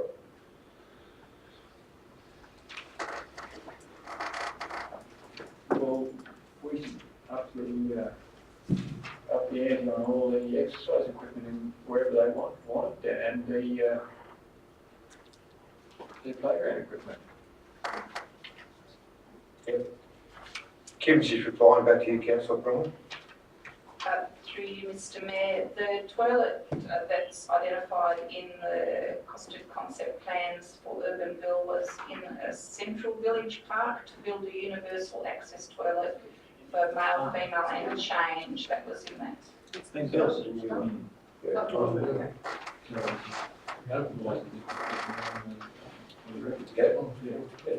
Or change that down to the museum. The toilets down for there then, Harry. Through you, Mr. Mayor, I counsel on adding more things that require maintenance than the capacity of the staff we've got in Urbanville to maintain some of this stuff. Yeah, well, the toilets are already, Harry, they're deployed at the museum. Yeah, to be fair, they are old copper log toilets and that's access the halls to them about that wide. So if we can do it, we probably should. And to identify the area on Rachel Cunning thing, do they call that park? Is it named a park? Is it? It's Pioneer Park. I thought there was another name in it, but I thought it was, It's got to do with the historical thing. yeah, no. It'd be on the concept plan. Yeah. The only reason I raised it is because we should identify it, so we're all aware, that's all. So how much do you want to allocate for that? 100. Yep. 100? Yeah. Councillor Bromman? So, given Councillor Ferry's equipment for exercising and the dubious potential for the Liston Hall upgrade, I'm suggesting that we put 50,000 over on sport for exercise equipment, which would be, according to this, divided between Jennings and Liston, and deducting it back to the 85 for the Liston Hall. That would meet the upgrade as per Kim's advice, I believe. So how much have you given that? 50? It's got to be a minimum of 50, doesn't it? Yes. And that's for Liston and Jennings. Liston and Jennings? Actually, I think you want to get more than that. We've only got limited money. Yeah, I know. 50 wouldn't do it too good. And might have to come off over here? Off the Jennings, off the Liston Hall, Or we have to go back to the 85. Can we just took it over to the other side, Harry? yeah, it's all right. We're good at that. Take it back to the neighbours. Yeah. 460 is your sum total at the top. Where you got your 505, make that 460. Sorry. And Oh, you're on your own now. Bring it down. Well, 40 grand less than what you had, aren't you? What was up there, 500 600 times 5, And 130. 65. 505. Yeah, right. What is it? It's close, $45 less. What do you want to make? You tell him. What are you doing? No, I'm not telling him anything. I only got the 460 plus 100 plus 20 plus 55 55. plus 20.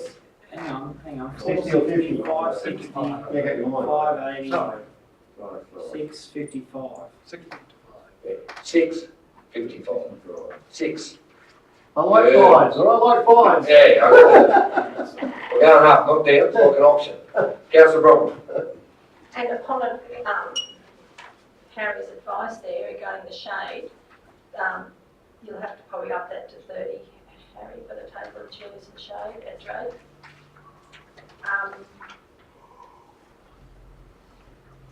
And the other thing that was on our list was the concept design. I'm just wondering, Harry, what is actually the concept design for the indoor sports?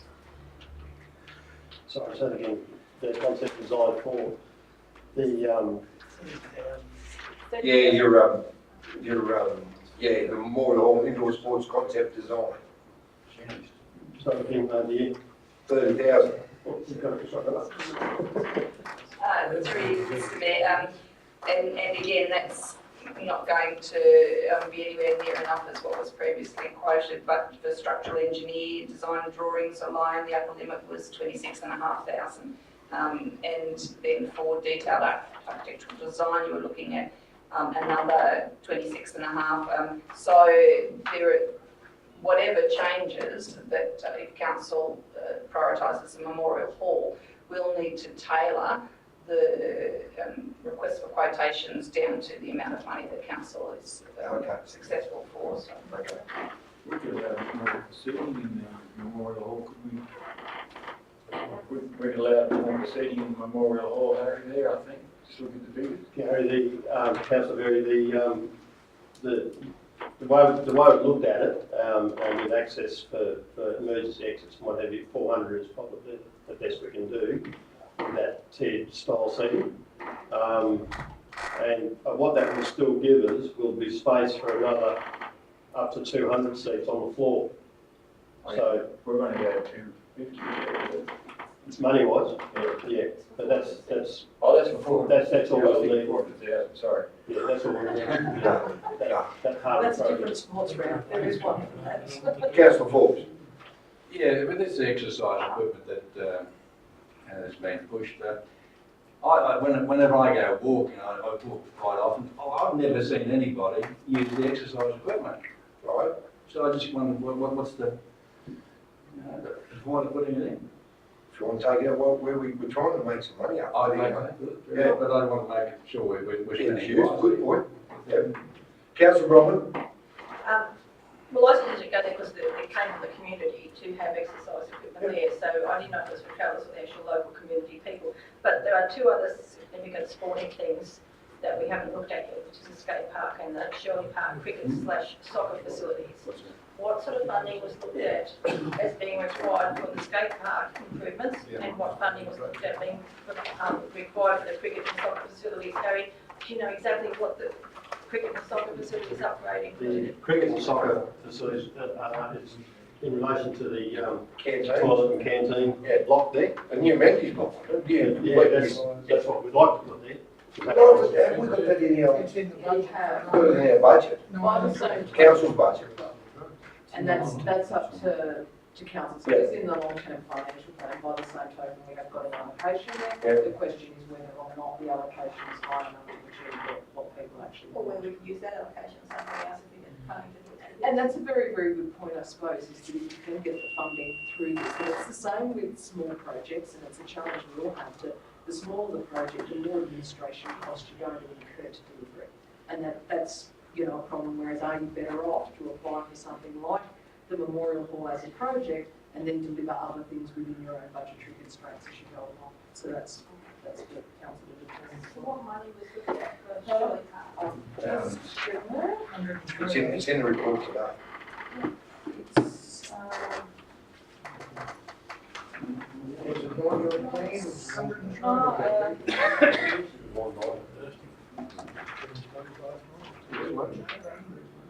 It's actually in the report to move forward 12 months, Councillor. So this year. Renewal of Shirley Park amenities and project management is 103,500. So, and that is out. So when we talk about, and I got it wrong to our workshop, we're going to move the renewal of the driveway and car park. So we've actually moved that back. Federation Park. But Shirley Park amenities are actually still out next year because we haven't done the design or the consultation yet. Councillor. so are we saying we can get a new canteen and toilets at Shirley Park for 103? Toilets and a canteen, which with large number of kids and adults, but we can't get toilet for some people that live in for less than $150,000. Something's wrong with it. It's not necessarily the fact that, as I said, it's an indicative cost. We've got no idea what we can put there at this point in time. And that's why I've asked to push the budget forward, because I haven't been able to substantiate what it's actually going to cost or what we're supposed to be building. So perhaps it would be better to actually have it in the grant funding for something that is a more realistic build. I'll go to Terry just before going to Councillor Terry. Through Mr Mayor, what happens in local government, and this is the case here, we need to install a budget bid process which has got a high level costing when we do budgets. It's something that I intend to do shortly, but it's a few down the list. So this problem we've got here with people not understanding what the 103,000 was for, I'm sure whoever in their mind had what they were going to do for 103,000 were correct. Trouble is, unless, and it only needs to be a single page, unless what's in the scope, what's out of scope, what the size of the building, the number of accesses and the details is somewhere in a system that underpins what the 103,000 is for, we end up reinventing the wheel again. Now, we haven't got a budget bid process. We will have, and the budget bid process, when we've got it on file, at the moment we've sort of got a little bit of it because there's files and things like that, but there's no bespoke concept development, design development, project delivery process within council that will cross the T's and dot the I's with all this stuff. It's something that's needed. A lot of councils do it well, a lot of councils do it poorly. The ones that do it poorly don't do it poorly because they want to, they do it poorly because they're jumping from one reactive thing to another because of time constraints and things like that. So I've got no idea what the 103,500 was for, and we're having the best stab we can with all this at a concept when we haven't got even concept plans for some of these things. The government told us this the Tuesday fortnight before Easter. We found out on the Tuesday. The following Tuesday, Wednesday, Thursday, we had 3 public consultation meetings. Kim came on board on the Tuesday after Easter, and between Kim, Heidi, myself, Harry and others, we've done the best we can in a short period we have. When you've got projects linked to a budget bid, you don't have this problem because it's all worked out. So what Councillor Bowen Petrie is saying is 100% correct, and the reason we're here is just that. And today we've just got to do the best we can with the knowledge that we've got to get an application off by the 4th of May. The next stage after that is to actually go through and make the things work for what we thought our best guess was. As we sit at the moment, these figures are a guess, they're generic. Some of them would have what we construed as a little bit of wiggle room in them.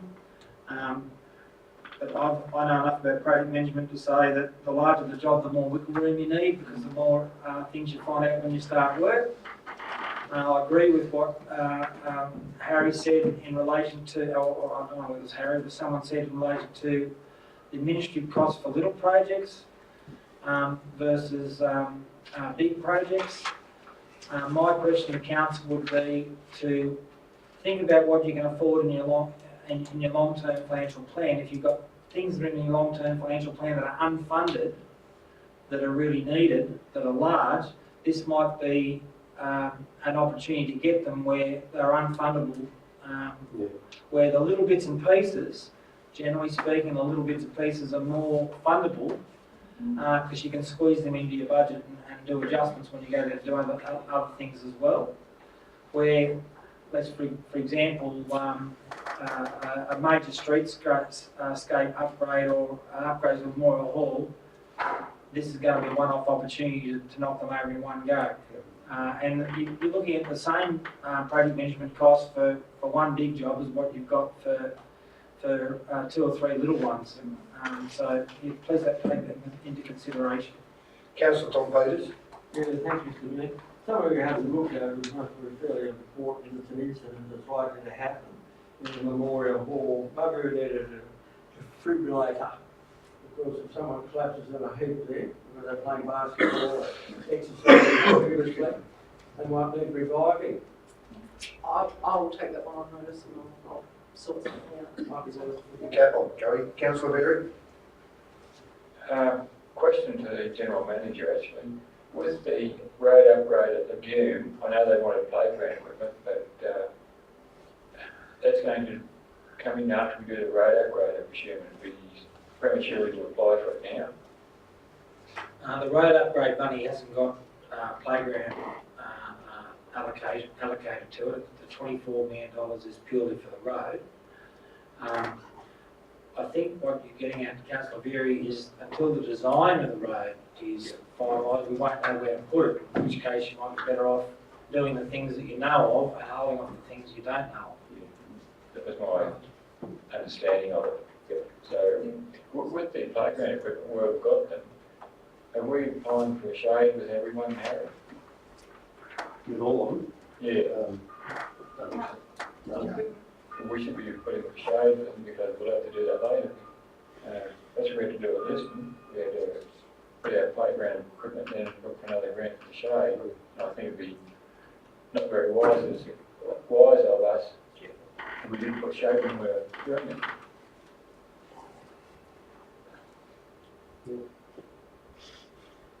Well, that's going to soak up some.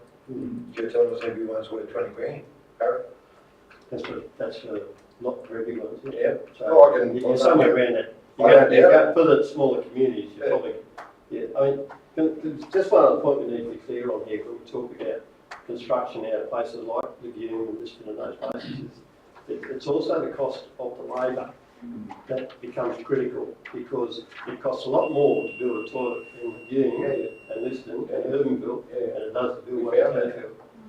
Because your builders aren't going to drive out to Lisbon, Legume and those places for 2 weeks, day after day, and not charge for their time and their travel. And they're all on $150 an hour, or what it is with their staff and what have you, plus their travel expenses and all the rest of it. So that's why these things are expensive in the smaller communities. Yep. I'm not saying it shouldn't be 100, it should be 150, but that's why they're expensive. Yep. And we know the trouble we've had to try and get builders to actually go to those communities and build. It's hard work, just trying to get something to go. Even getting the tradies interested in putting it in the quote because they're there. Councillor Bromwell. Thanks. Just being mindful of what Deputy Mayor Forbes said and what our CDE Terry said, all so that we can actually over apply. Can I suggest to maybe wrap it up? That on the sporting side, we wipe the exercise equipment, and instead of which we put in $150,000 or $200,000 for Shirley Park canteen and toilets, because we get a lot of not just the weekend soccer or cricket, but we also get inter-town competitions there.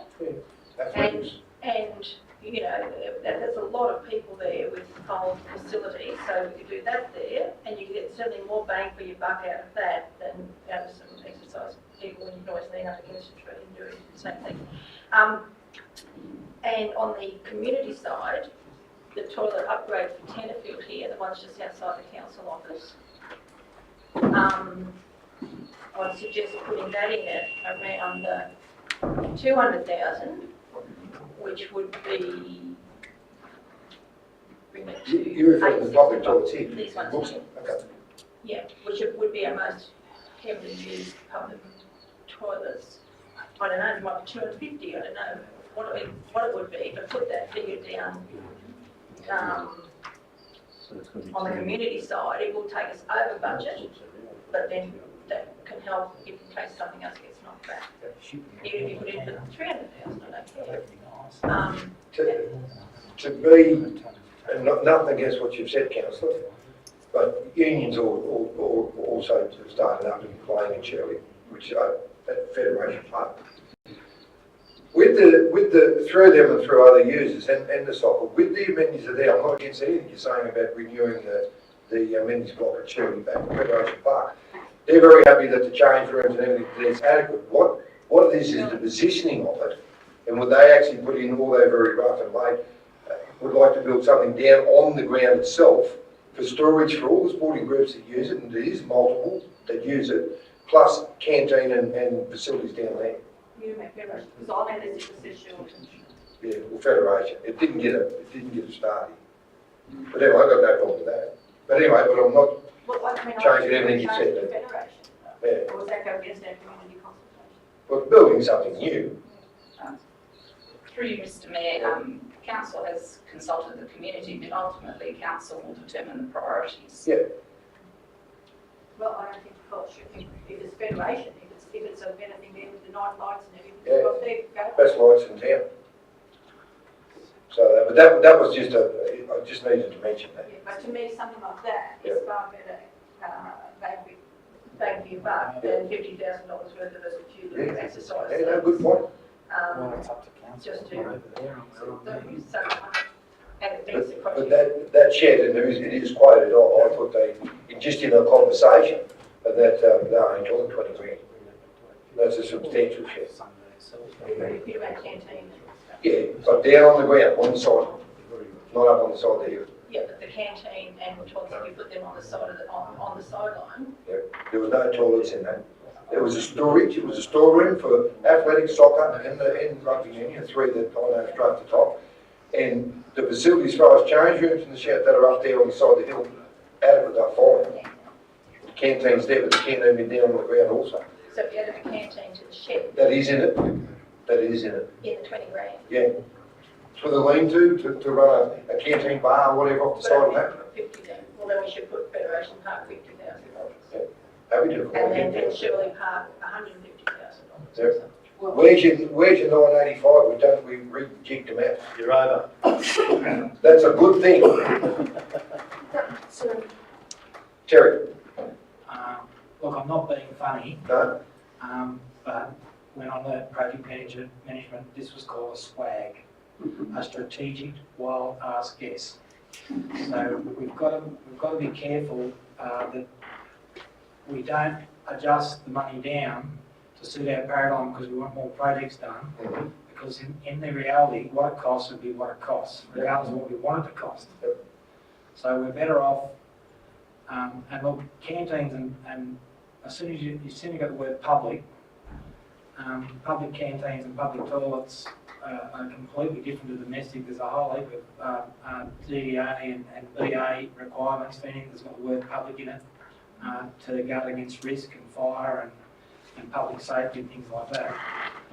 So I'd be hesitant to adjust the figures to suit what you want them to be versus have them a little bit over and allow for contingencies that we've got no idea what they are because at the moment, and look, it's no fault of councils, and I'm not saying councils because this is a thing for the whole state, because the whole state's in this situation at the moment. Everyone's had a money quarantine, and every council in the state will be doing this in the country anyway. So Shirley Park, council, it could be 150,000. But if it's not, and it's 250,000, where are we going to get the other 100 from at the time? So we've got to be a bit generous in these figures because we're basically guessing. Okay. Councillor I'd just like to make a comment about public toilets.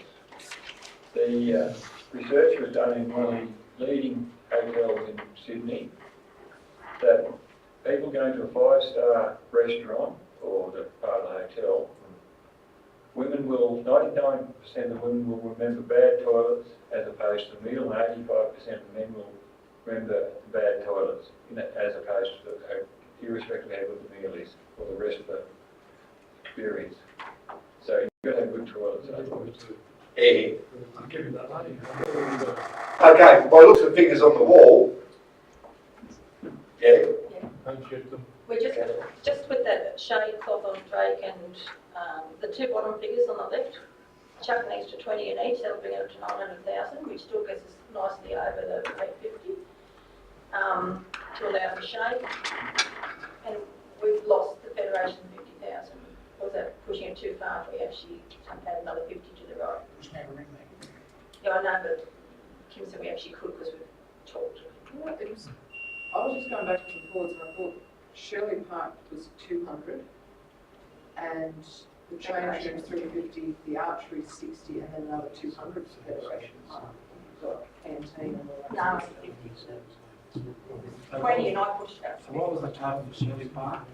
Everything? Shirley Park's 200. Yeah. And then there was Federation Park, which is a bit unclear about the size, like so whether it was a slab, so this is. Well, the only one I know of the application there was for a shed, slab, canteen, lean-to up, down on the ground.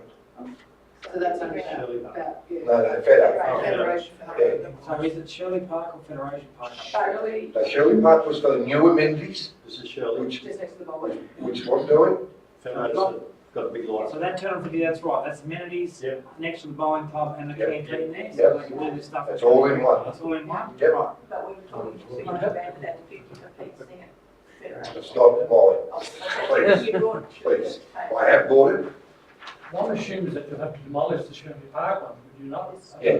Yeah. So we haven't allowed for that cost, the demolition. Be cheapest thing they do. I'll do, Knock it down. They want to get rid of that. Building the other one.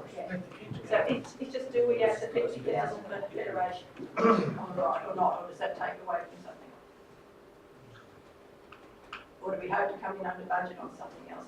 Funded through that? With the allocation, and which hasn't been verified, it's in next year of 100, you might actually be able to offset either of those projects. So if you go over, or if you have a scoping exercise, say at Federation Park, that's different, council could choose to allocate all of those to that. Take a picture.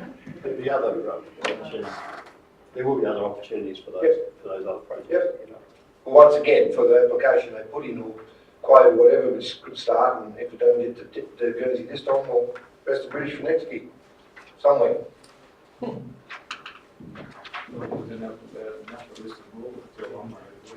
Too much for Hayward, councillor? Look at Emmett. You're doing well. Are we happy? I think so. I'll take a photo. Yep. You've done well. It's all good. Righto, let's unsuspend standing orders. Just, well, we might just get a resolution. Right. Just first. Okay. So, Can we have, I'll do that because we'll do it through meeting procedure. Can we have a recommendation to, a motion, I'm sorry, to just have a little 5 minute recess? Okay, councillors, we're back in, and thank you all very much for your understanding and working together. It's been good. We have an amendment and once again, sorry, I've moved in a second to reconvene. Councillor Bronwyn Peakley, second to Councillor Tom Peters, all in favour? Against? Carried. Okay, we have a suggested amendment there, councillors, it's on the board. What that would do would replace number 1 in the officer's recommendation, going back to your business paper on page 9. Number 2 and 3 stay the same because they simply add to what happens after that. So that's what the suggested amendment is. And if you're all happy with that, I would ask for a move and a second. The amendment. So have a read. Stronger Country Communities funding projects are as follows. Community, Town Centre, Streetscape Improvement, Stage 2, major refurbishment at halls in Liston, or Hall, toilets in villages in Lagoon, Urbanville and Tenterfield, refurbishment of Tenterfield Memorial Hall. Just hang on. Sporting, refurbishment of Tenterfield Memorial Hall, Shirley Park upgrades, and archery centre facilities obviously covers a wide arching area there, not particularly pinpointing something. Councillor Bronwyn. Playground equipment at Urbanville and Drake on that community, please. And can we make it hall, not halls at this time? My only criticism here would be that, it's not a criticism, it's a remark, I'm making that it would have seemed to me to be very slanted towards that side of the shark. That's how the public may interpret it. When you say that, you're meaning Hayward? I'm not going to mention names. Well, in what way, councillor? You've got Liston, you've got Lagoon and Urbanville. I'm putting them all together. Yeah, fair enough. Hang on, I need to comment on the comment. Urbanville being our second biggest village in our shop, councillor. I don't think anything is unwarranted. I think there's been plenty of debate and conversation about money, where the money needs to be spent, and that was the opportunity for councillors to put up their wish list. Sporting's in Tenterfield, huge. Memorial Hall, Shirley Park, archery, all in Tenterfield. I did withdraw the word criticism and replace it with the word comment. No. With respect. Councillor Bronwyn. Because this also incorporates our previous application, Yes. we need to add in the community, town entry signs to all villages. But didn't that already get a tick in the previous document? No, Am I correct in no, saying that? no, this is all part of the 2 point whatever. Right. There's an assumption that what we've already put up is going to get the tick, so we need to put in there, first dot point, which is town, entry signs to all villages. Signage or signs? What's your signage? Yeah. Entry signs to all villages. Yeah. And then community. obviously. They're saying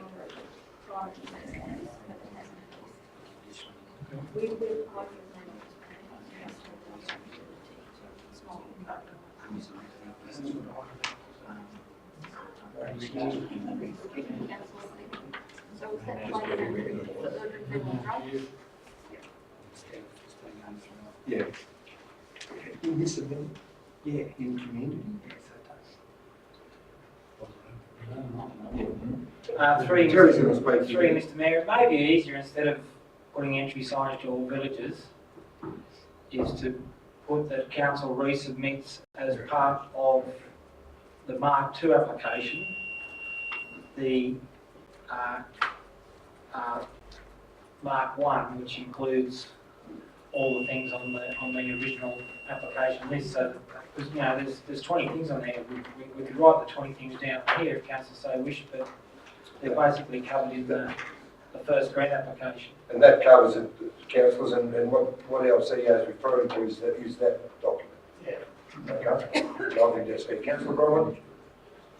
well, just if the community, as Councillor Murray rightly referred to it, again, be looking at this. In that Mark 1 was were the toilets at Jenny's, which is on that side of the shop. So I'm just suggesting, just so for readability, we all know that it includes this.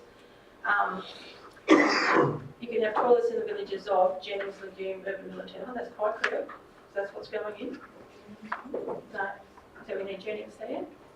Entry signs for all the villages, and just with the last dot point being, noting that council resubmits as part of the Mark II application, the Mark I, which would mean gobbledygook to anyone out there reading that. But just put that it includes, including resubmission,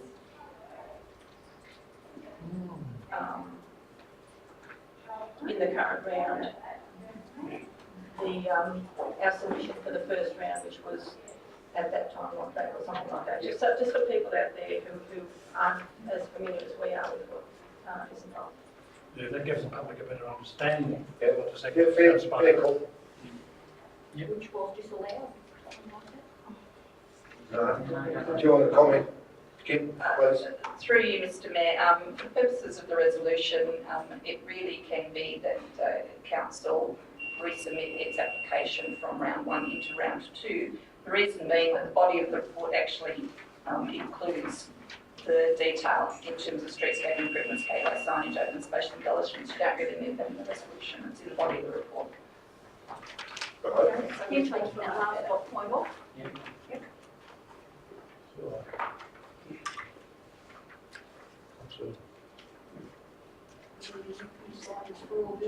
Resubmit this round 1 application into round 2. Yeah. As the dot point. Yes. Yeah. Yes, of course, Councillor McNish. Yeah, can we also have the tables, chairs and shade and drape? That's not in the round 1 application. It was shown for the trail. Well, perhaps the playground equipment and park upgrades. Yes, yes.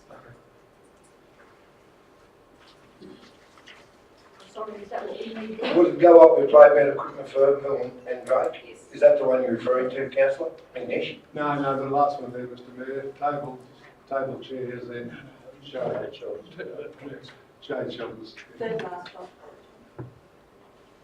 Third one, which says playground That's equipment. playground. Playground equipment and park upgrades. That will be all encompassing. That would encompass the table and chairs. Yes, so you'd be happy with that, councillor? Yes. Yeah, thank you. For urban bill and grade?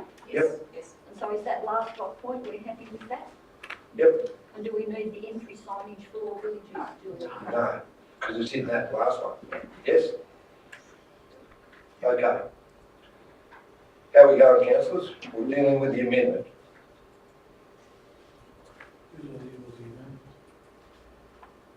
Can you just raise so we get the sporting in there, Don, if you don't mind, please? Beautiful. Memorial Hall, Shirley Park upgrades, archery centre facilities. Okay. Councillors, now I haven't read that, can I ask for a move and a second of the amendment, please? Councillor Berry, thank you. Second, Councillor Don Forbes, thank you. To repeat myself, councillors, that replaces the original number 1. Number 2 and 3 stay the same with the officer's recommendation. Councillor Berry, in fairness, with meeting procedure, you want to speak to the amendment? No. Councillor, who's second? I'm sorry. Councillor Forbes, did you want to speak? No. Okay. So we'll put the amendment, councillors. Moved by Councillor Berry, second by Councillor Don Forbes for the amendment. All in favour? Against? Carried. The amendment's added on to the original recommendation. All in favour of the recommendation? Against? Carried. Thank you. Thank you all very much. Kim, well, thank you very much, yes. Councillor Rogan, could you come back into the meeting, please? Sorry?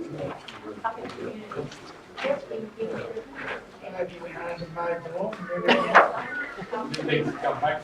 Welcome back, councillor.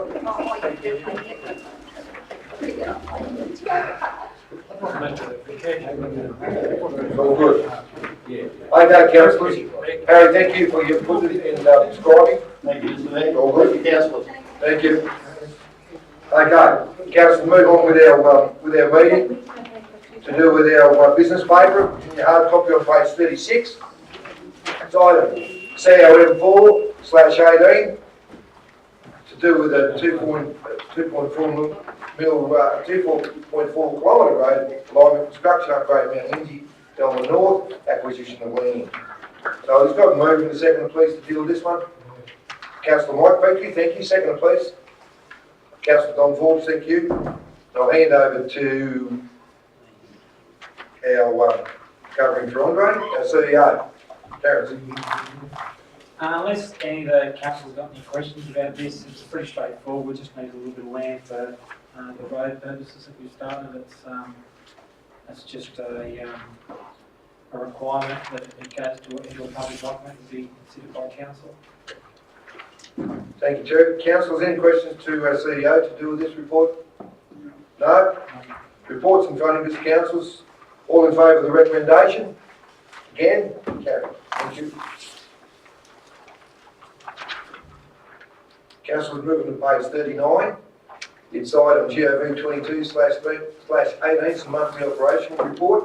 Can I move in a second to deal with this, please? Councillor Brian Murray, thank you. Second by Councillor Greg Sawyer. And once again, I'll hand over to our CEO. Through Mr Mayor, the monthly operation report I've provided to councillors. If you've got any questions about any individual items by exception. Councillor Bromwich, thank you. I have a few. They're fairly short though. I was wondering. I'll accept. Okay, under 54, and an M times got 20 emergency services, page 54. I'm just wondering, with upgrade of fire trails, or maintenance of fire trails, council used to, in combination with state forests and the RFS, there was certain monies expended each year on management of fire trails. Now, I'm just wondering if our CE could just chase that up whether what's happening with that nowadays, is that no longer a council activity? That's number one. Through Ms Now. I'm a little bit grey, I'll take that on notice, but my memory serves me correct. I think that some of the maintenance and fire trails was cost shifted to local government about 18 months ago. Thanks, Terry, because there's some fire trails that have had no maintenance at all, which became obvious last year, whereas they used to get more regular, some of them in fact where you couldn't even use them because the river that come up so close to the roads was very dangerous. My second question, page 62, landholders ways to control weeds on the land, etc., etc.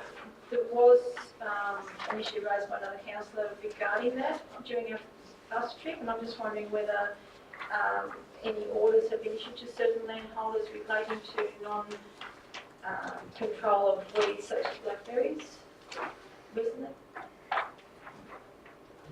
Three, Mr. Mayor, none of them were. Thanks, Colin. The last one on page 108, the safer in the capital works there, it's got that there's 284,909 works in the Jubulum village from the safer local government roads.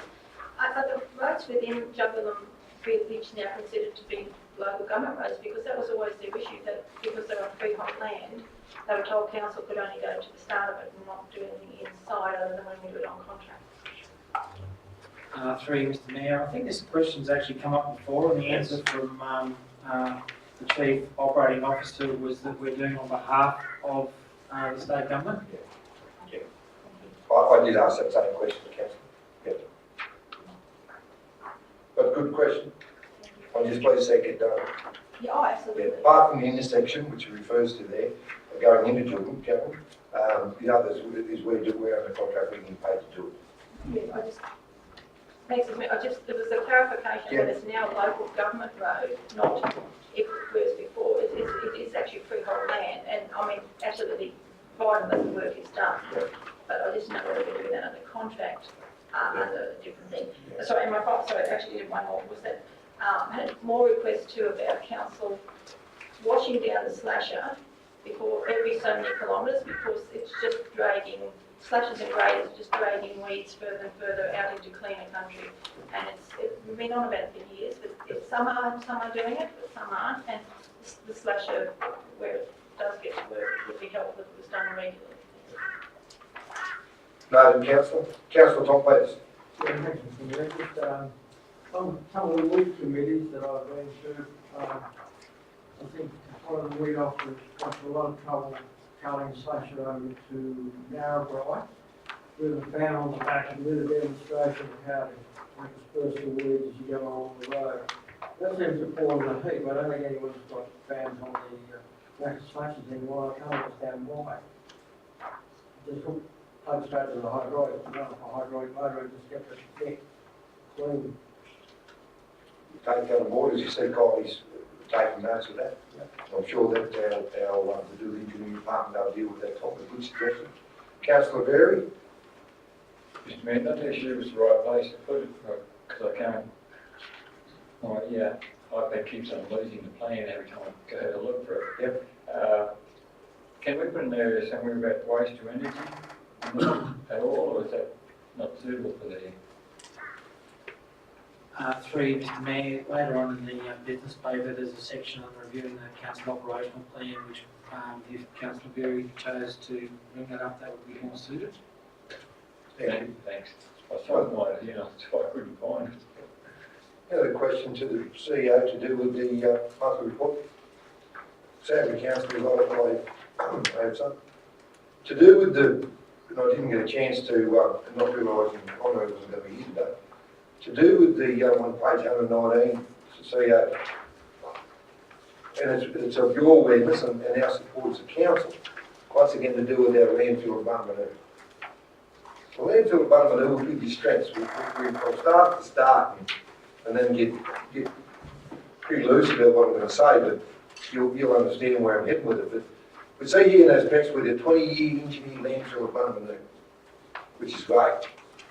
But then as you read on, my concerns and the waste management of the budget over the page, and please hop in any time and correct me that I'm off the planet here, tells me EPA recommendation works to define the remediation, there's 100,000 there, but on the new landfill site design, another 167,000. Now we go down a bit, I'll just continue on with that, the Tenterfield W2, so that's waste transfer station, versus new land, 235,000.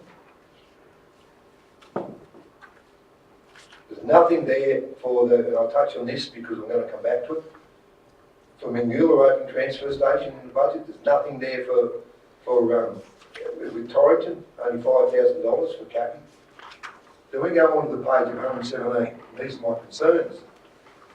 In the paragraph above the graph, waste CapEx, the current works expenditure to date is shown in the figure 1 below. Some of the capital works budgets, such as Bunnamanoo landfill site design, is on hold to review of the waste management business. I understand all that, which is currently underway. The works for Torrington landfill are also on hold until a council resolution is obtained. Well, as a councillor and as me, I read that and I feel challenged. I mean, if you want a resolution, so go for it. We can do it here, determine, I haven't finished. Determining the way forward for the site. The council reports in NH. Works on the Mingula waste transfer station also on hold until decisions have been made about Torrington. Maybe some cost saving, purchasing double infrastructure to set up both the Torrington and Mingula sites, and I fully understand because it goes on there to mention about with industrial mints. All I'm after, and I feel that as council, because we've been told, and through you, Terry, that about great concerns with our cost of our waste into the future, and it concerns me as mayor, and I'm sure the councillors are concerned.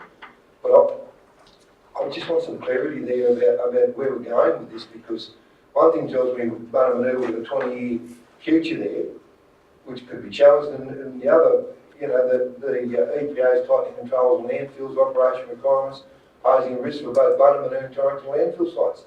There's a risk that EPA issuing fines if we do not comply with current standards. Pressure remains from the EPA for the closure of Bunnamanoo landfill, the reopening Tenterfield as a landfill site, which will pose large financial implications in terms of community backlash. And I apologise. That's fine. Through Mr. Mayor, Andre doesn't need to be here for me to answer this. The operational plan that currently exists was written some time ago with the best knowledge of what was available then. Andre and I have since spoken about this. There will continue to be confusion about what's required in the budget. It will be a best guess, because until a strategic business review is done that looks at the whole waste business in its totality, which hasn't been the case, and reviews what the current EPA licence and perhaps even EPA direction may or may not be, which is difficult. We're measuring what we've been currently doing in the last 10 months based on something that we thought was okay a year ago, but wasn't underpinned by a strategic business plan review. Now, what's happening is, and there's a little bit of confusion. Staff have an operational plan, which technically council's holding me to ensure is delivered by the 30th of June. Some of that operational plan, similar to the Biodiversity Act, and we discussed this last time, was based on what was thought to be a good thing at the time. Since Andre and I's arrival here, and I sent councillors an email last night about an idea out for waste, there's many more opportunities other than digging a big hole with the waste at the bottom of it. And there's many questions to be asked about whether that hole should even be at Bunnamanoo, or whether the EPA is going to allow us to extend our licence or not, because each time you speak to the EPA you get a slightly different view as well. So my thoughts are is that the manager of waste is doing the best that they can to address the operational plan. But where the operational plan is wrong, I've only just had this conversation with staff last week, where things change. There's no fault for a staff member saying that the operational plan requirements have changed. to deliver as described would now be incorrect. Review being undertaken, report to council changing the suggestion to change the operational plan is imminent. And that's where we're up to with waste. Now, unfortunately with waste, we haven't got the strategic business plan finished before we've done the 18-19 budget. So we're largely going on a little bit of what we did before and guessing what the plan might say into the future as perhaps being running an interim step. And we don't know whether that's right because we haven't got a strategy. We think we know what the strategy is going to say, but until we look at everything, and that includes everything from waste to energy to exporting it to having another waste cell, we won't really know. So there's a lot of ambiguity in it because it's quite ambiguous. Councillors, to apologise if I've seemed to dominate this tomorrow because with this questioning, and Terry and I, as in the relationship we have, and Andre would be in the room, we normally have these conversations in office. I haven't had that opportunity. With respect to you as a council, I've been supportive of where we are and the alertness that our CEO has raised us over at the last little while of issues which may or may not occur at our main transfer station, landfill being Bunnamanoo, and the issues surrounding it. What I'm trying to be on top of is being proactive because God help us if we ever have to go down that road again, and I can relate when we get to our financials of our current loans we have on, and particularly point out one loan which we had to take out for a big catch-up because we were in so much trouble it wasn't funny. I do not want us ever to be there again. And I know with the good staff, and no way am I being derogatory of our staff. I fully support our staff, and we have some wonderful staff. I just wanted to mention to the council that I read some things in this report, and I was probably a little bit more confused than wanted some clarity on it. It was saying one thing and telling me another. I know everybody else read that, but I don't want to make a big thing about it. I just wanted to pinpoint that, Terry. Thank you for your reply, and it's all going forward, but it's something that concerns our council greatly because we all know that it will cost us a lot of money. If anyone wants to make a comment, please do. Happy to continue on. Okay. Councillors' reports there in the operation report. All have in favour to receive and note. Against? Carried. Page 40. We go on to item GOB 23/18, joint organisation nomination. Can I get a move in a second here, please? Councillor Murray, thank you. Second, please. Councillor Bob Roden, thank you. And I hand over to our CEO to present this report. Through Mr. Mayor, I'll hand over to our Chief Corporate Officer. Apologise, Tom. Given the level of importance and significance of this report, I certainly don't mind the CEO taking over or chiming in. There is been obviously a request received by council to consider the inclusion of Narrabri Shire Council in the area of the joint organisation. The wording provided in the officer's recommendation is the wordage required by the Office of Local Government, and in that recommendation at this point in time, it's actually there to include Narrabri Shire Council in the area of the joint organisation. It's up to council whether or not they wish to change that to include or exclude. Questions, councillors, to Colin and myself, or to Councillor Forbes? Yes, Mr. Mayor, just a query is, well, why would Narrabri want to come with our JO rather than sort of sit, say, with Tamworth? You happy for me to answer that, Councillor? Sure, Yes. Well, I hope I'll try and rally the wisdom to answer. Councillor, without getting, because we are in live, and I'll throw Maureen with this. This is a new joint organisation. Both Maureen and Narrabri are a similar location, and they're, we can sit here and say they're nothing like us, and that would be fair to say that, because of their coal, their gas, it's a big agricultural area. They weren't happy where they were, is the answer. With the previous joint organisation, which still exists, that they felt it was dominated by one council, and that's their main driver. They wanted a fresh start. Being a happy part of that new JO and with my CEO, my personal view, and I spoke to the chair of that, of our Newlink Rock, because I was asked whether to be supportive or not, and I feel that I've got the right to mention that as mayor. I think it brings a uniqueness to that JO. They have experience from a previous GO, which is good. Yes, all the member councils will be aware of that we don't go down that road and then they then dominate. No one's in that room should be a dominator. We're all in there for the best of our organisation. So that's a bit rounded, but that's basically why. They weren't happy where they were.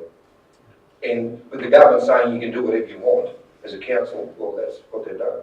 And both councils, I know it's about Narrabri, but more of the same. It's a council resolution from the councils to join this one. Yeah. Just another one. Yeah, of course. Well, so what benefit will there be for us in the JO by having them included? Did you include I'm happy to, well, once again, to repeat myself, I think that their experience in that, because we haven't been in the JO, with that JO that they've been in, I think that brings a benefit to us, because they've got experience about, for one, being a little bit naive to what they actually do, the benefits of being a joint organisation as far as being successful in gaining funding to do things on a larger scale. That's a couple of things, and I think it's just a uniqueness to with that JO as it goes forward with having those two other councils there. That's just my opinion, if that's an answer. Councillor Bronwyn.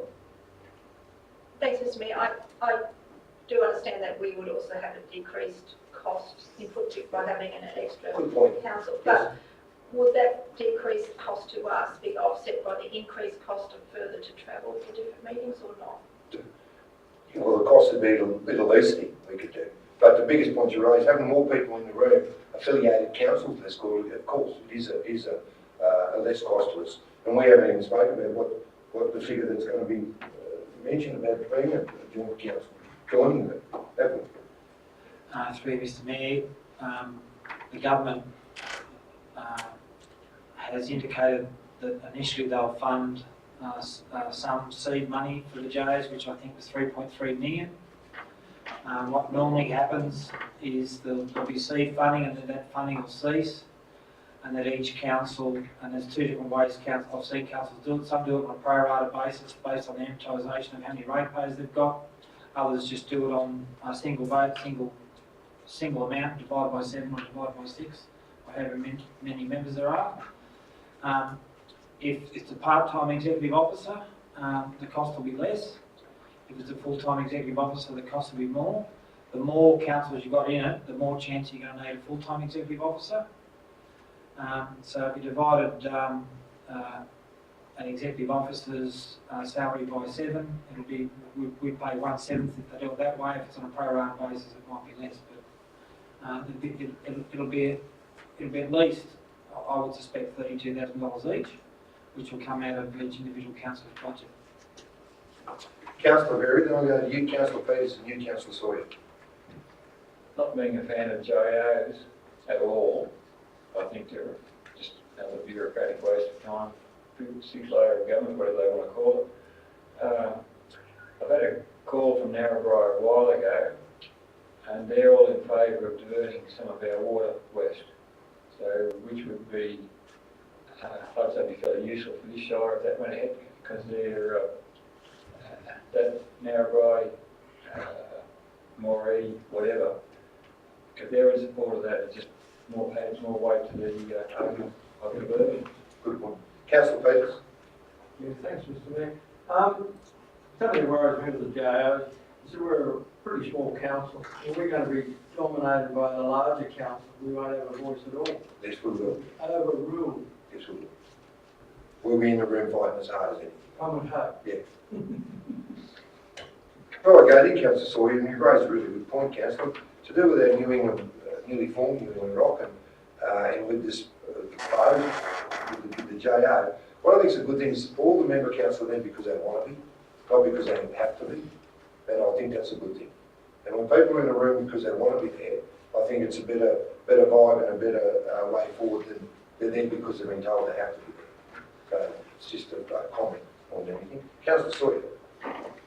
Thanks, Mr Mayor. This has got all the fingerprints of the previous process that was used back in the 90s for amalgamation of electricity industries. And we all know where that's turned out now. I'm against the inclusion of Narrabri. Thank you, Councillor. Any more questions, councillors? Comment? Councillor Bronwyn? Mayor, if it doesn't end up all rosy, what opportunities are there to rejig with the joint organisation, or is there none? To rejig it. Yeah, just say it doesn't work. So if the disparity between New England and the Central West is too great in dealing with issues, what happens then? What is the step to undo it? I'll go head over to CEO. Through you, Mr Mayor, the government left that part of the legislation out. You can join a JO, but the only way you can leave it is by proclamation by the New South Wales government.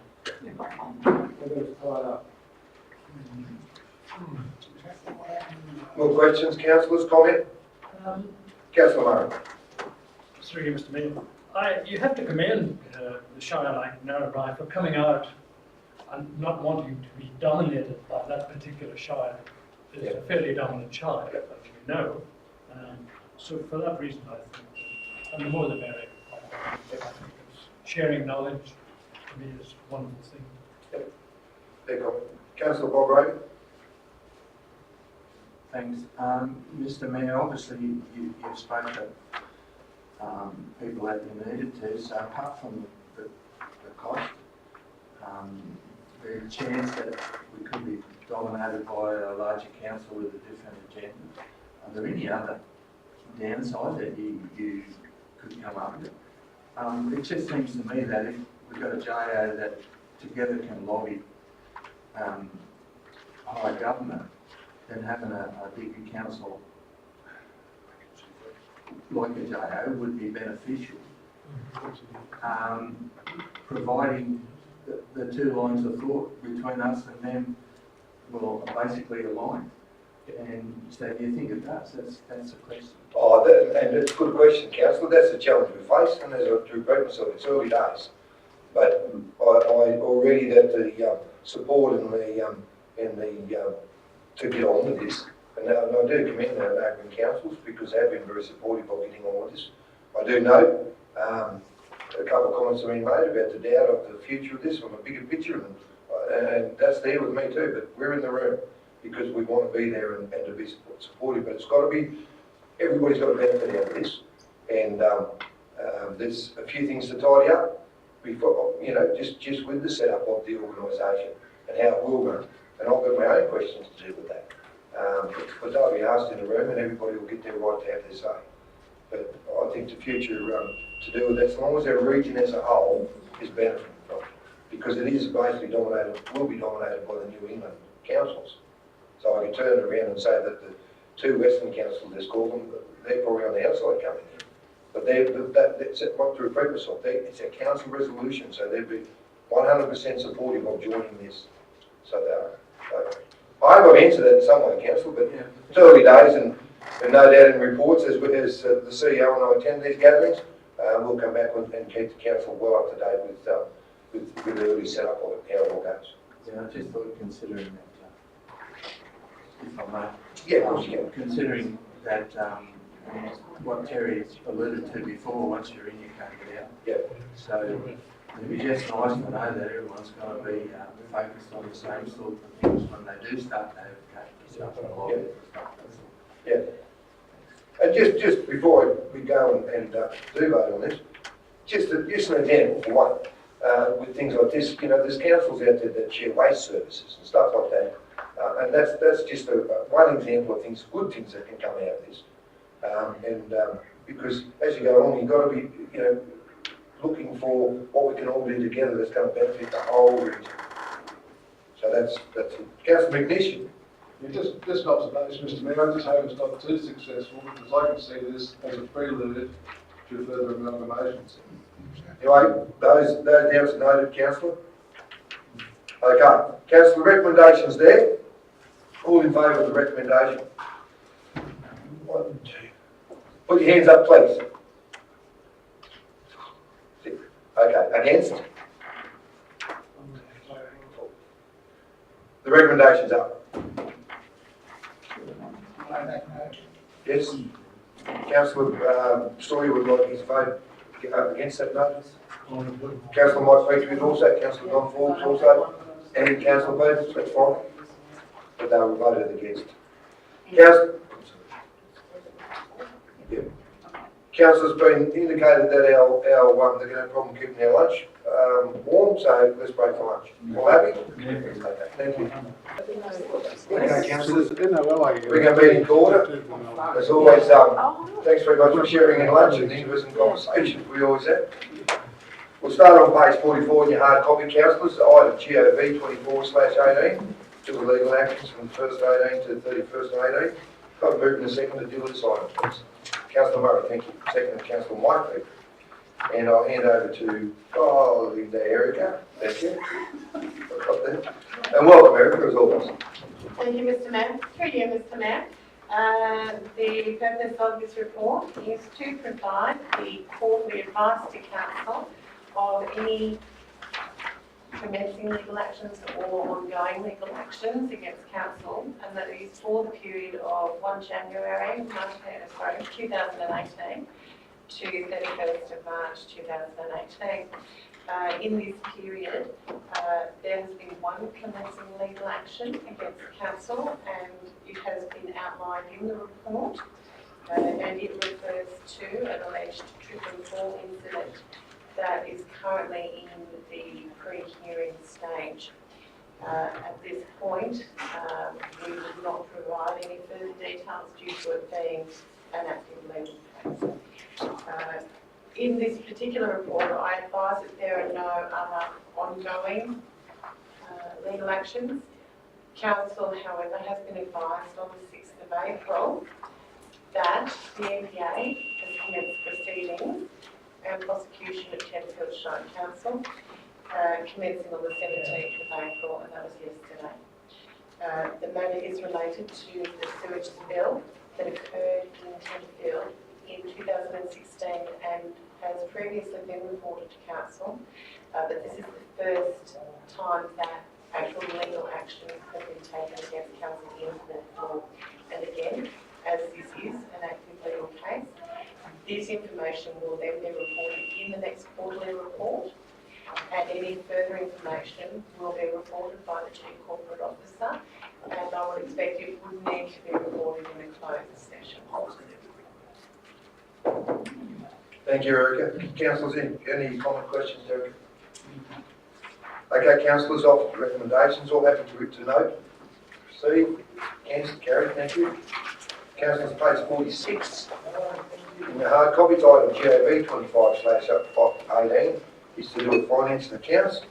And can I have a move in a second to deal with this item, please? Councillor Beck Sawyer, thank you. Second by Councillor Bob Rogan, thank you.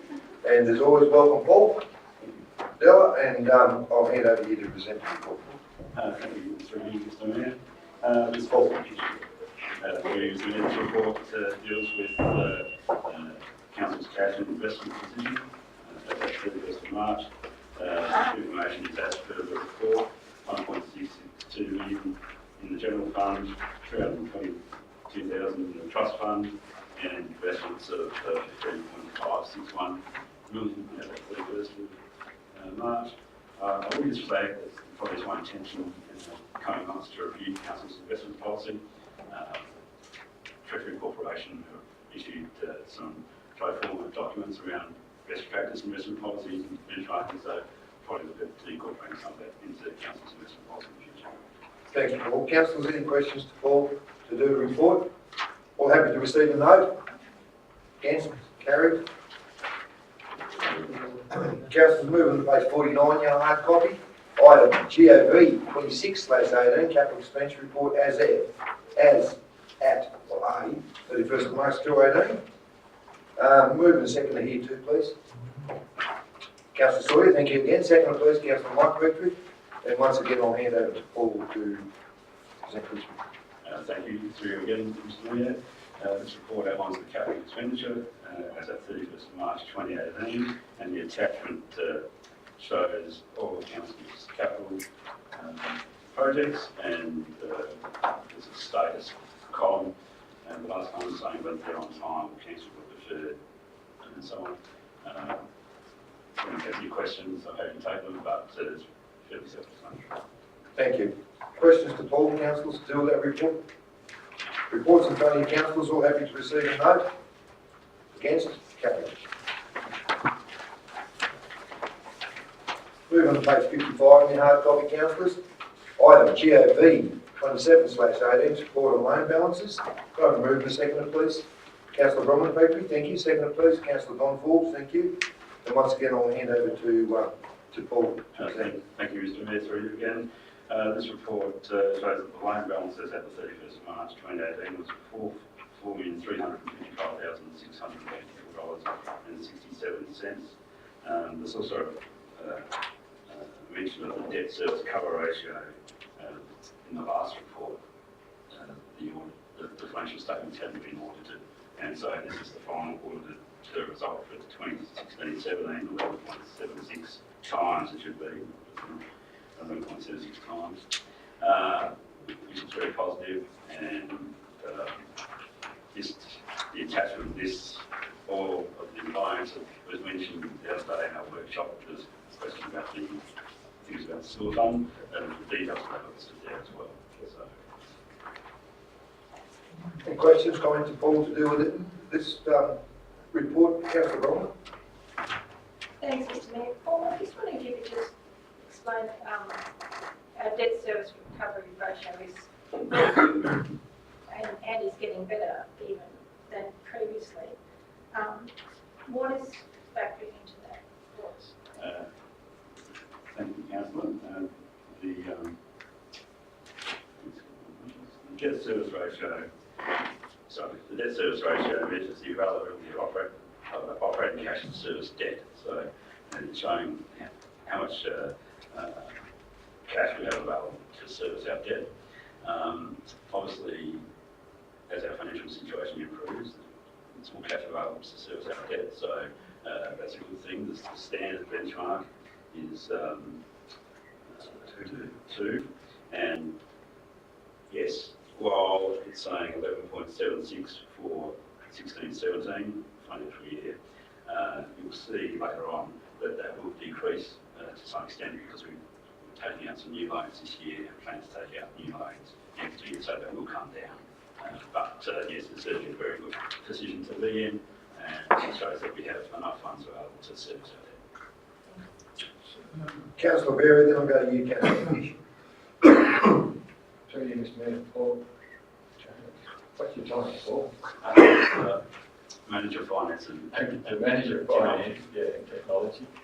To me, that says that debt ratio says we need to borrow more money. And we will. Yeah. And that's what we do intend to do. As I say, this year we plan to borrow some more money, and next year, and probably into the future as well. So, yes, you're quite right. That does indicate that there's capacity to borrow more money, and so that's what we intend to do. Because when our assets are falling to pieces and we've got money in the bank, it doesn't make much sense. Thank you for your comments, Councillor. Councillor McNish. Yeah, Paul, that's it. The interest rates here vary from 9.2% down to 3.7%. 9.2 in the Edinburgh Medical Centre. Are these interest rates locked in when the loan is taken, or what's the story there? Because, you know, the cost of money these days, excuse me, seem to be paying a lot of interest. Through you, Mr. Chair, Councillor.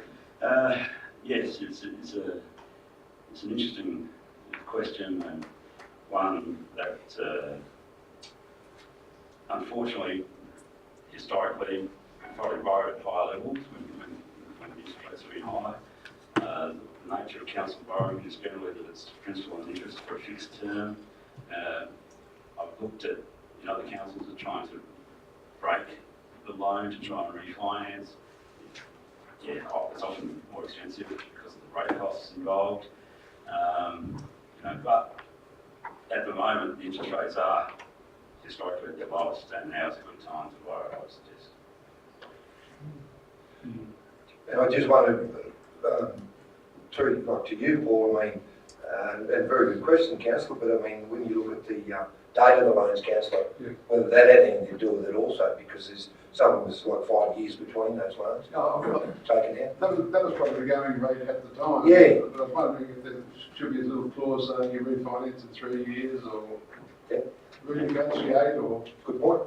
And something like that. And through you again, Mr. Mayor, as I say, the nature of taking out fixed lines, fixed interest lines and sort of paying lines for a long period is that refinancing tends to be very costly and often costs more than what you expect due to the rate costs involved.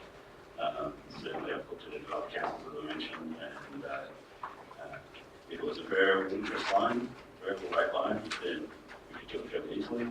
But you've got to weigh up having some certainty around your cash flow going forward in terms of interest, principal repayments. You probably all remember times when interest rates were very high, and 8% or whatever, and we don't want that. So it's a weighing up those options. Is there any other questions, councillors, or comment? Councillor Brian Murray. Through you, Mr. Mayor. I just want to know, for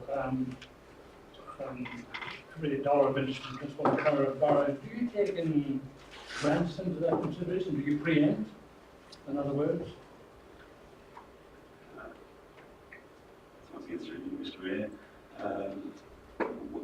When we're looking at taking out new loans, it's always good to see what effect it has on these indicators. As the benchmarks too, and we do need to look at the effect of taking out further borrowings on things like these benchmarks, because we're measured against these benchmarks in our financial statements, and obviously we'll go and look at it and so on and so forth. So yes, we do take notice of these things when we're planning what we're going to do. Other questions, councillors? Councillor Bob Rogan. Thanks, Mr. Mayor, for Paul through you. Just a quick one. If we get to the point where we would accept it to access loans through Hyde Park, is that a big reduction in interest rate for us? Just a question. Through you again, Mr. Mayor, and thank you, Councillor. It's significant. I believe I was just doing some analysis the other day on a loan or a T-Corp to see what the current rates were on offer. And on the 10-year loan, it was close to a percentage point. Quite a big cap. So, and obviously over the course of a loan, that all adds up to significant dollars. Councillors, I do want to thank you, Paul, for the report you've just presented, and the comment. What I do want to note is the questions asked. Well, you're early into the position, and we haven't talked to you about much yet, but it's to come. But anyway, the finance department and the information we are provided as council is everything, because we need to make decisions on that and be supportive of the reports, especially on the financial situation that are presented to us. So it is a hugely important area, and I know that you're fully aware of that. So I mean everything I say. It just means everything to know that we're travelling all right. So thank you. Okay, councillors, if there's no more questions, the report's there. All happy to receive a note. Again, carried. Thank you. Councillor, that's the end of our reports. We move on to our addendum item, which it has. I'm sorry, Councillor. No. Settle in. We have the addendum item, which has been moved and seconded to deal with. We've just done GOV 27. This is GOV 37/18, operational plan. So can I approve in a second? We can just repeat myself. It is the addendum item that's been presented to us. And I've got a hard copy. Can I move in a second to deal with this, please? Councillor Brian Murray, thank you. Second, please.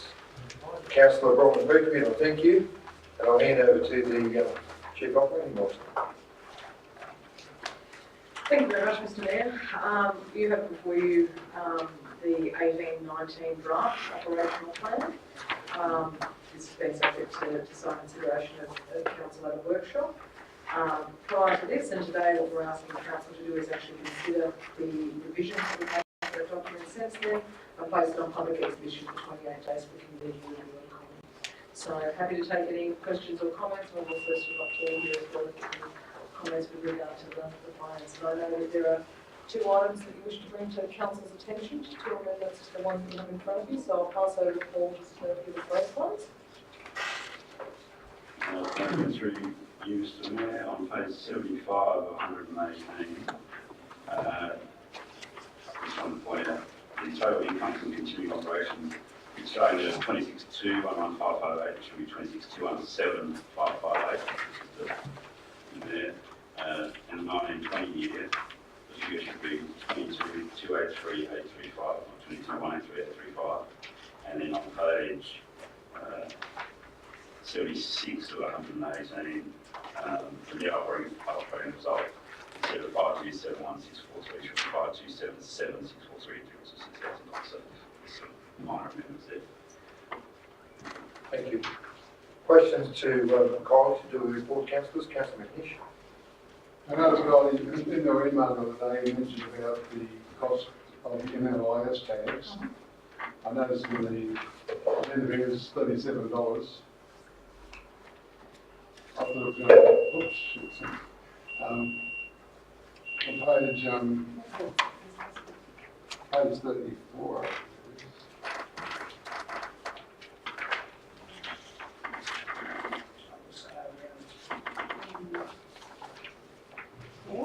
So I didn't make absolutely any amendments to that, but however, if council wishes to alter that fee, that was within their scope today.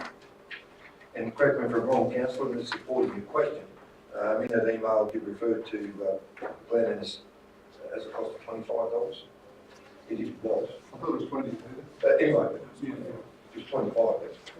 I won't get a debate with you, councillor, I know I'd lose. I guess one of the things that we talked about is whether our cost of operation, and that's up to council to actually determine what fees they wish to charge, and as part of that, have a look at what was happening around to try and give you some information to make sure. And that's good advice from council. I don't need to tell you your experience. Today's it up. If you wish to make an amendment. Like I said, you're penalising people for the accidents that may happen once the cattle leave your property. The tags cost me $3 each to buy, and from 3 to 37 is a huge jump. And Peter himself on a test, he's found tags in the bottom of the floor of his truck, which have fallen off accidentally during transit. So I'd like to see that go back to about $10. Once again, councillor, the opportunity is there. If you wish to make, correct me if I'm wrong, Mr. CEO, if you wish to make an amendment today to do this report. I will actually, Mr. Mayor, because I don't think that would have any great impact on the budget. I mean, I don't know how many tags a year you're looking at, maybe 50 or 100. So. It's supportive of why we're there, and Kylie, thank you very much for the email. It's information that I will never shift away from us as council with information we get provided by our CEO and our senior staff to help us be clearer on something we've asked, and the effort that you go to do that. And you break it down, and there's also staff who are involved with that, councillor, as the email indicated, why we got to that figure, but you're quite entitled to move an amendment if you wish. How would you like to do it? I'd like to do an amendment that the fee be reduced to $10. The NLIS. NLIS. So Nolan, just 2 seconds, so Nolan on page 34 of the fees and charges.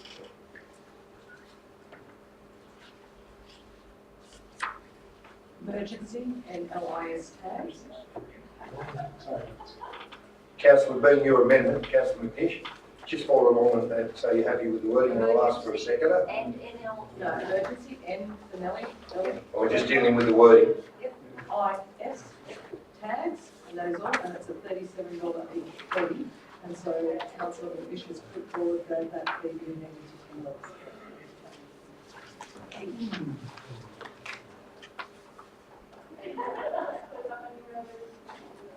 You happy with that wording, councillor? Yes, I am. Do I have a second for the amendment? Sorry, councillor, do I have a second? Councillor Mike Petrie. Councillor, being an amendment, do you want to speak to the amendment? I think I've said enough, Mr. Mayor. Councillor Mike Petrie, being the seconder, do you wish to speak to the amendment? No, thanks, no, you're right. Nothing said. Any comment, debate to do with the amendment? Councillor Berry? Yeah, I don't know about $10, but I think we should at least match Warwick. Which is? That's what I'm not sure of. That's why I didn't say anything earlier. Well, I was going to move an amendment that we just match Warwick. Well, with any comparison to ourselves, Kylie has in an email sent, and I presume everyone, probably correct, yes? It was $25, but we're dealing with the amendment, but I think I'll deal with the amendment. So any other comment, questions to the mover and seconder? No?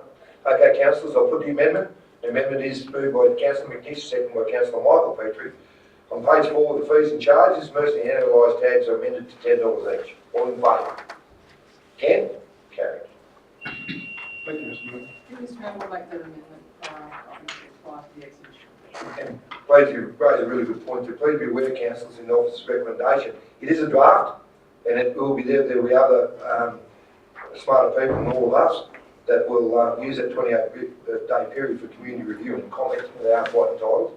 We're open and transparent, and that's legally, and we'll see what we're going to do. Okay?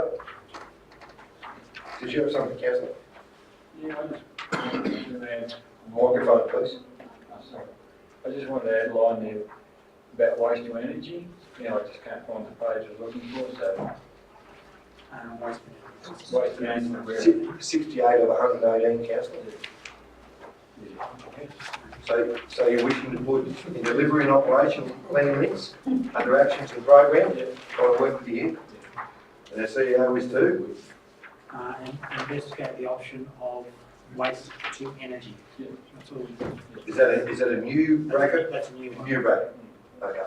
This is an amendment, councillor? Yeah. Yep. So as no one puts that up, Investigate the option of converting waste to energy during investigations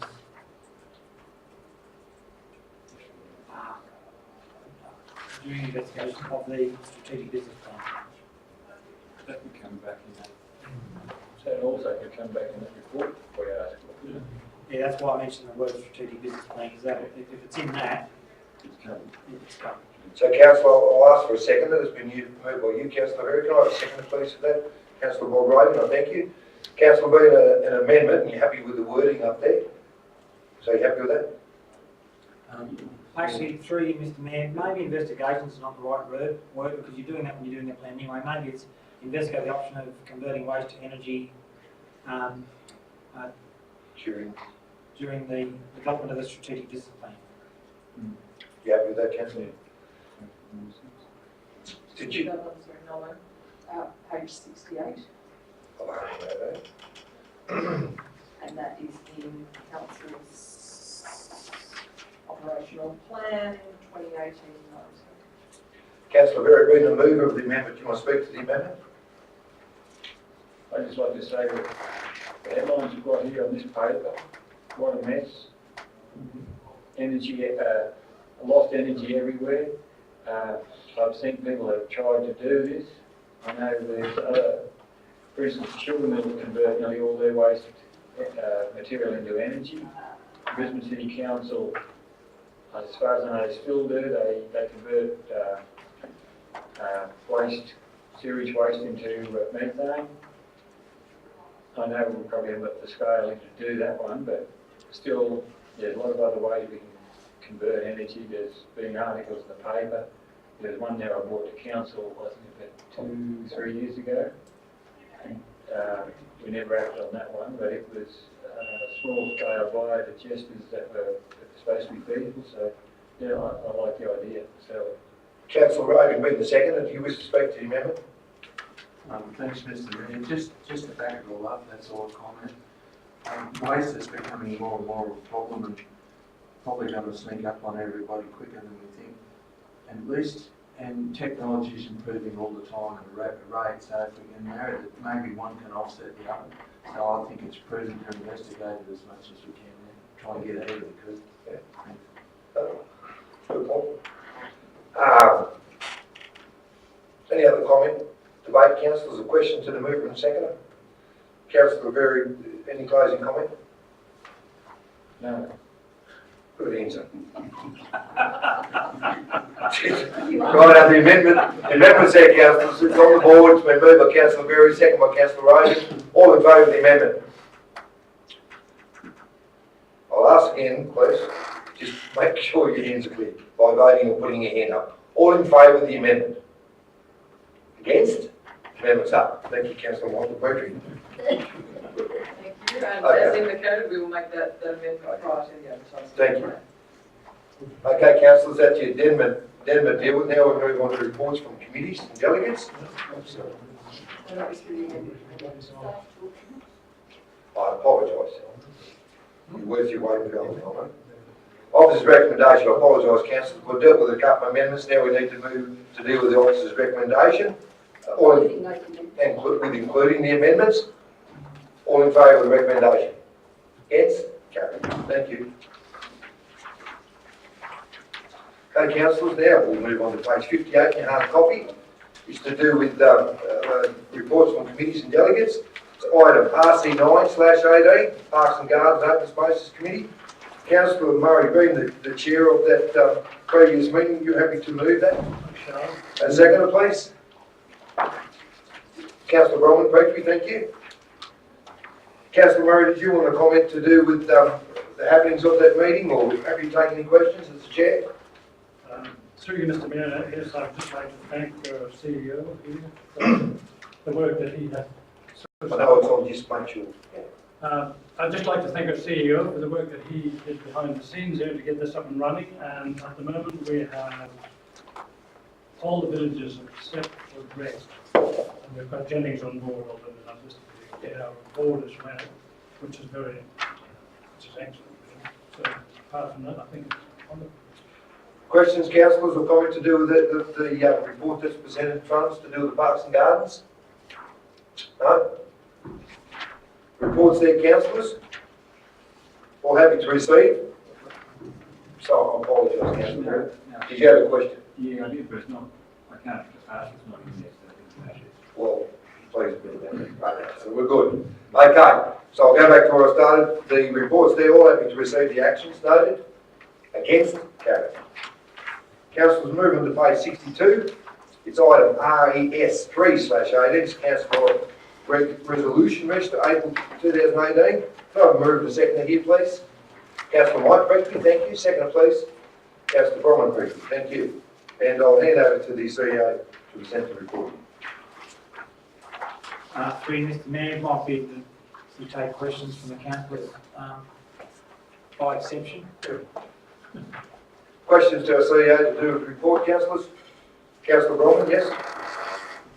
Two thanks, Mr. Mayor. First one's to do with the Snakes Creek Road. Could you just expand on the letter going to... Councillor, I apologise. Can you indicate the page? Oh, sorry, 106. Oh, it's 5 and 6. But it's the altering the position of where Snakes Creek Road is on the map as opposed to where it is in reality. So there's been negotiations with the landowner, and it was found that the Crown Lands is actually part TSR. And I just, it's got their discussions held with Crown Lands regarding application process for road opening over TSR land. But then it says in April, further discussion held with local land services, letter now to be sent requesting TSR not to be included in road opening process. So where does that leave us with the road? I'm just wondering. That was that. The second one's the same. That's the question. Through Mr. Mayor, I'll have to take that on notice unless our Chief Corporate Officer can answer on behalf of Andre, but I can't. Andre was a delegate himself.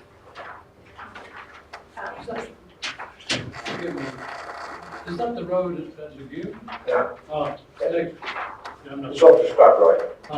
Okay. Councillor Bronwyn? The second one was under the update rescoping Sunhouse Truck Wash project. It says here, final design completed, awaiting reply from supplier in relation to final costing. Can we see the final design, please? And also, with that, and now I see we're on water restrictions. How are we going to go with the truck wash when we're dropping into water restrictions? It'll rain before we get it done. There you go. the water when you charge it for it. Oh. Well, that's the first level, councillor, I did one. But anyway, but fair question. Any other questions to CEO to do with the resolution register? No? Okay. The officer's recommendations there. All happy to receive a note? Against? Carried. Councillors, we move into our confidential part of our meeting. Would someone like to move that we move into confidential? Councillor Murray, thank you. Second to Councillor Sawyer. All in favour? Yes, carried. Okay. Okay. Councillors, been moved and seconded that we're back into our open meeting to do with the resolution coming from the confidential part of our meeting to do with item COM 5/18, Tenterville War Memorial Bars operational review. The officer's recommendation has been accepted. 1. Resolve to call tenders for the contract management of the Tenterville War Memorial Bars operation. 2. Receive and note the draft, Tenterville War Memorial Bars management plan. Councillors, I thank you all very much for a very long day and a good day, and I wish you well when the meeting is ended. Peace and harmony. Thank you.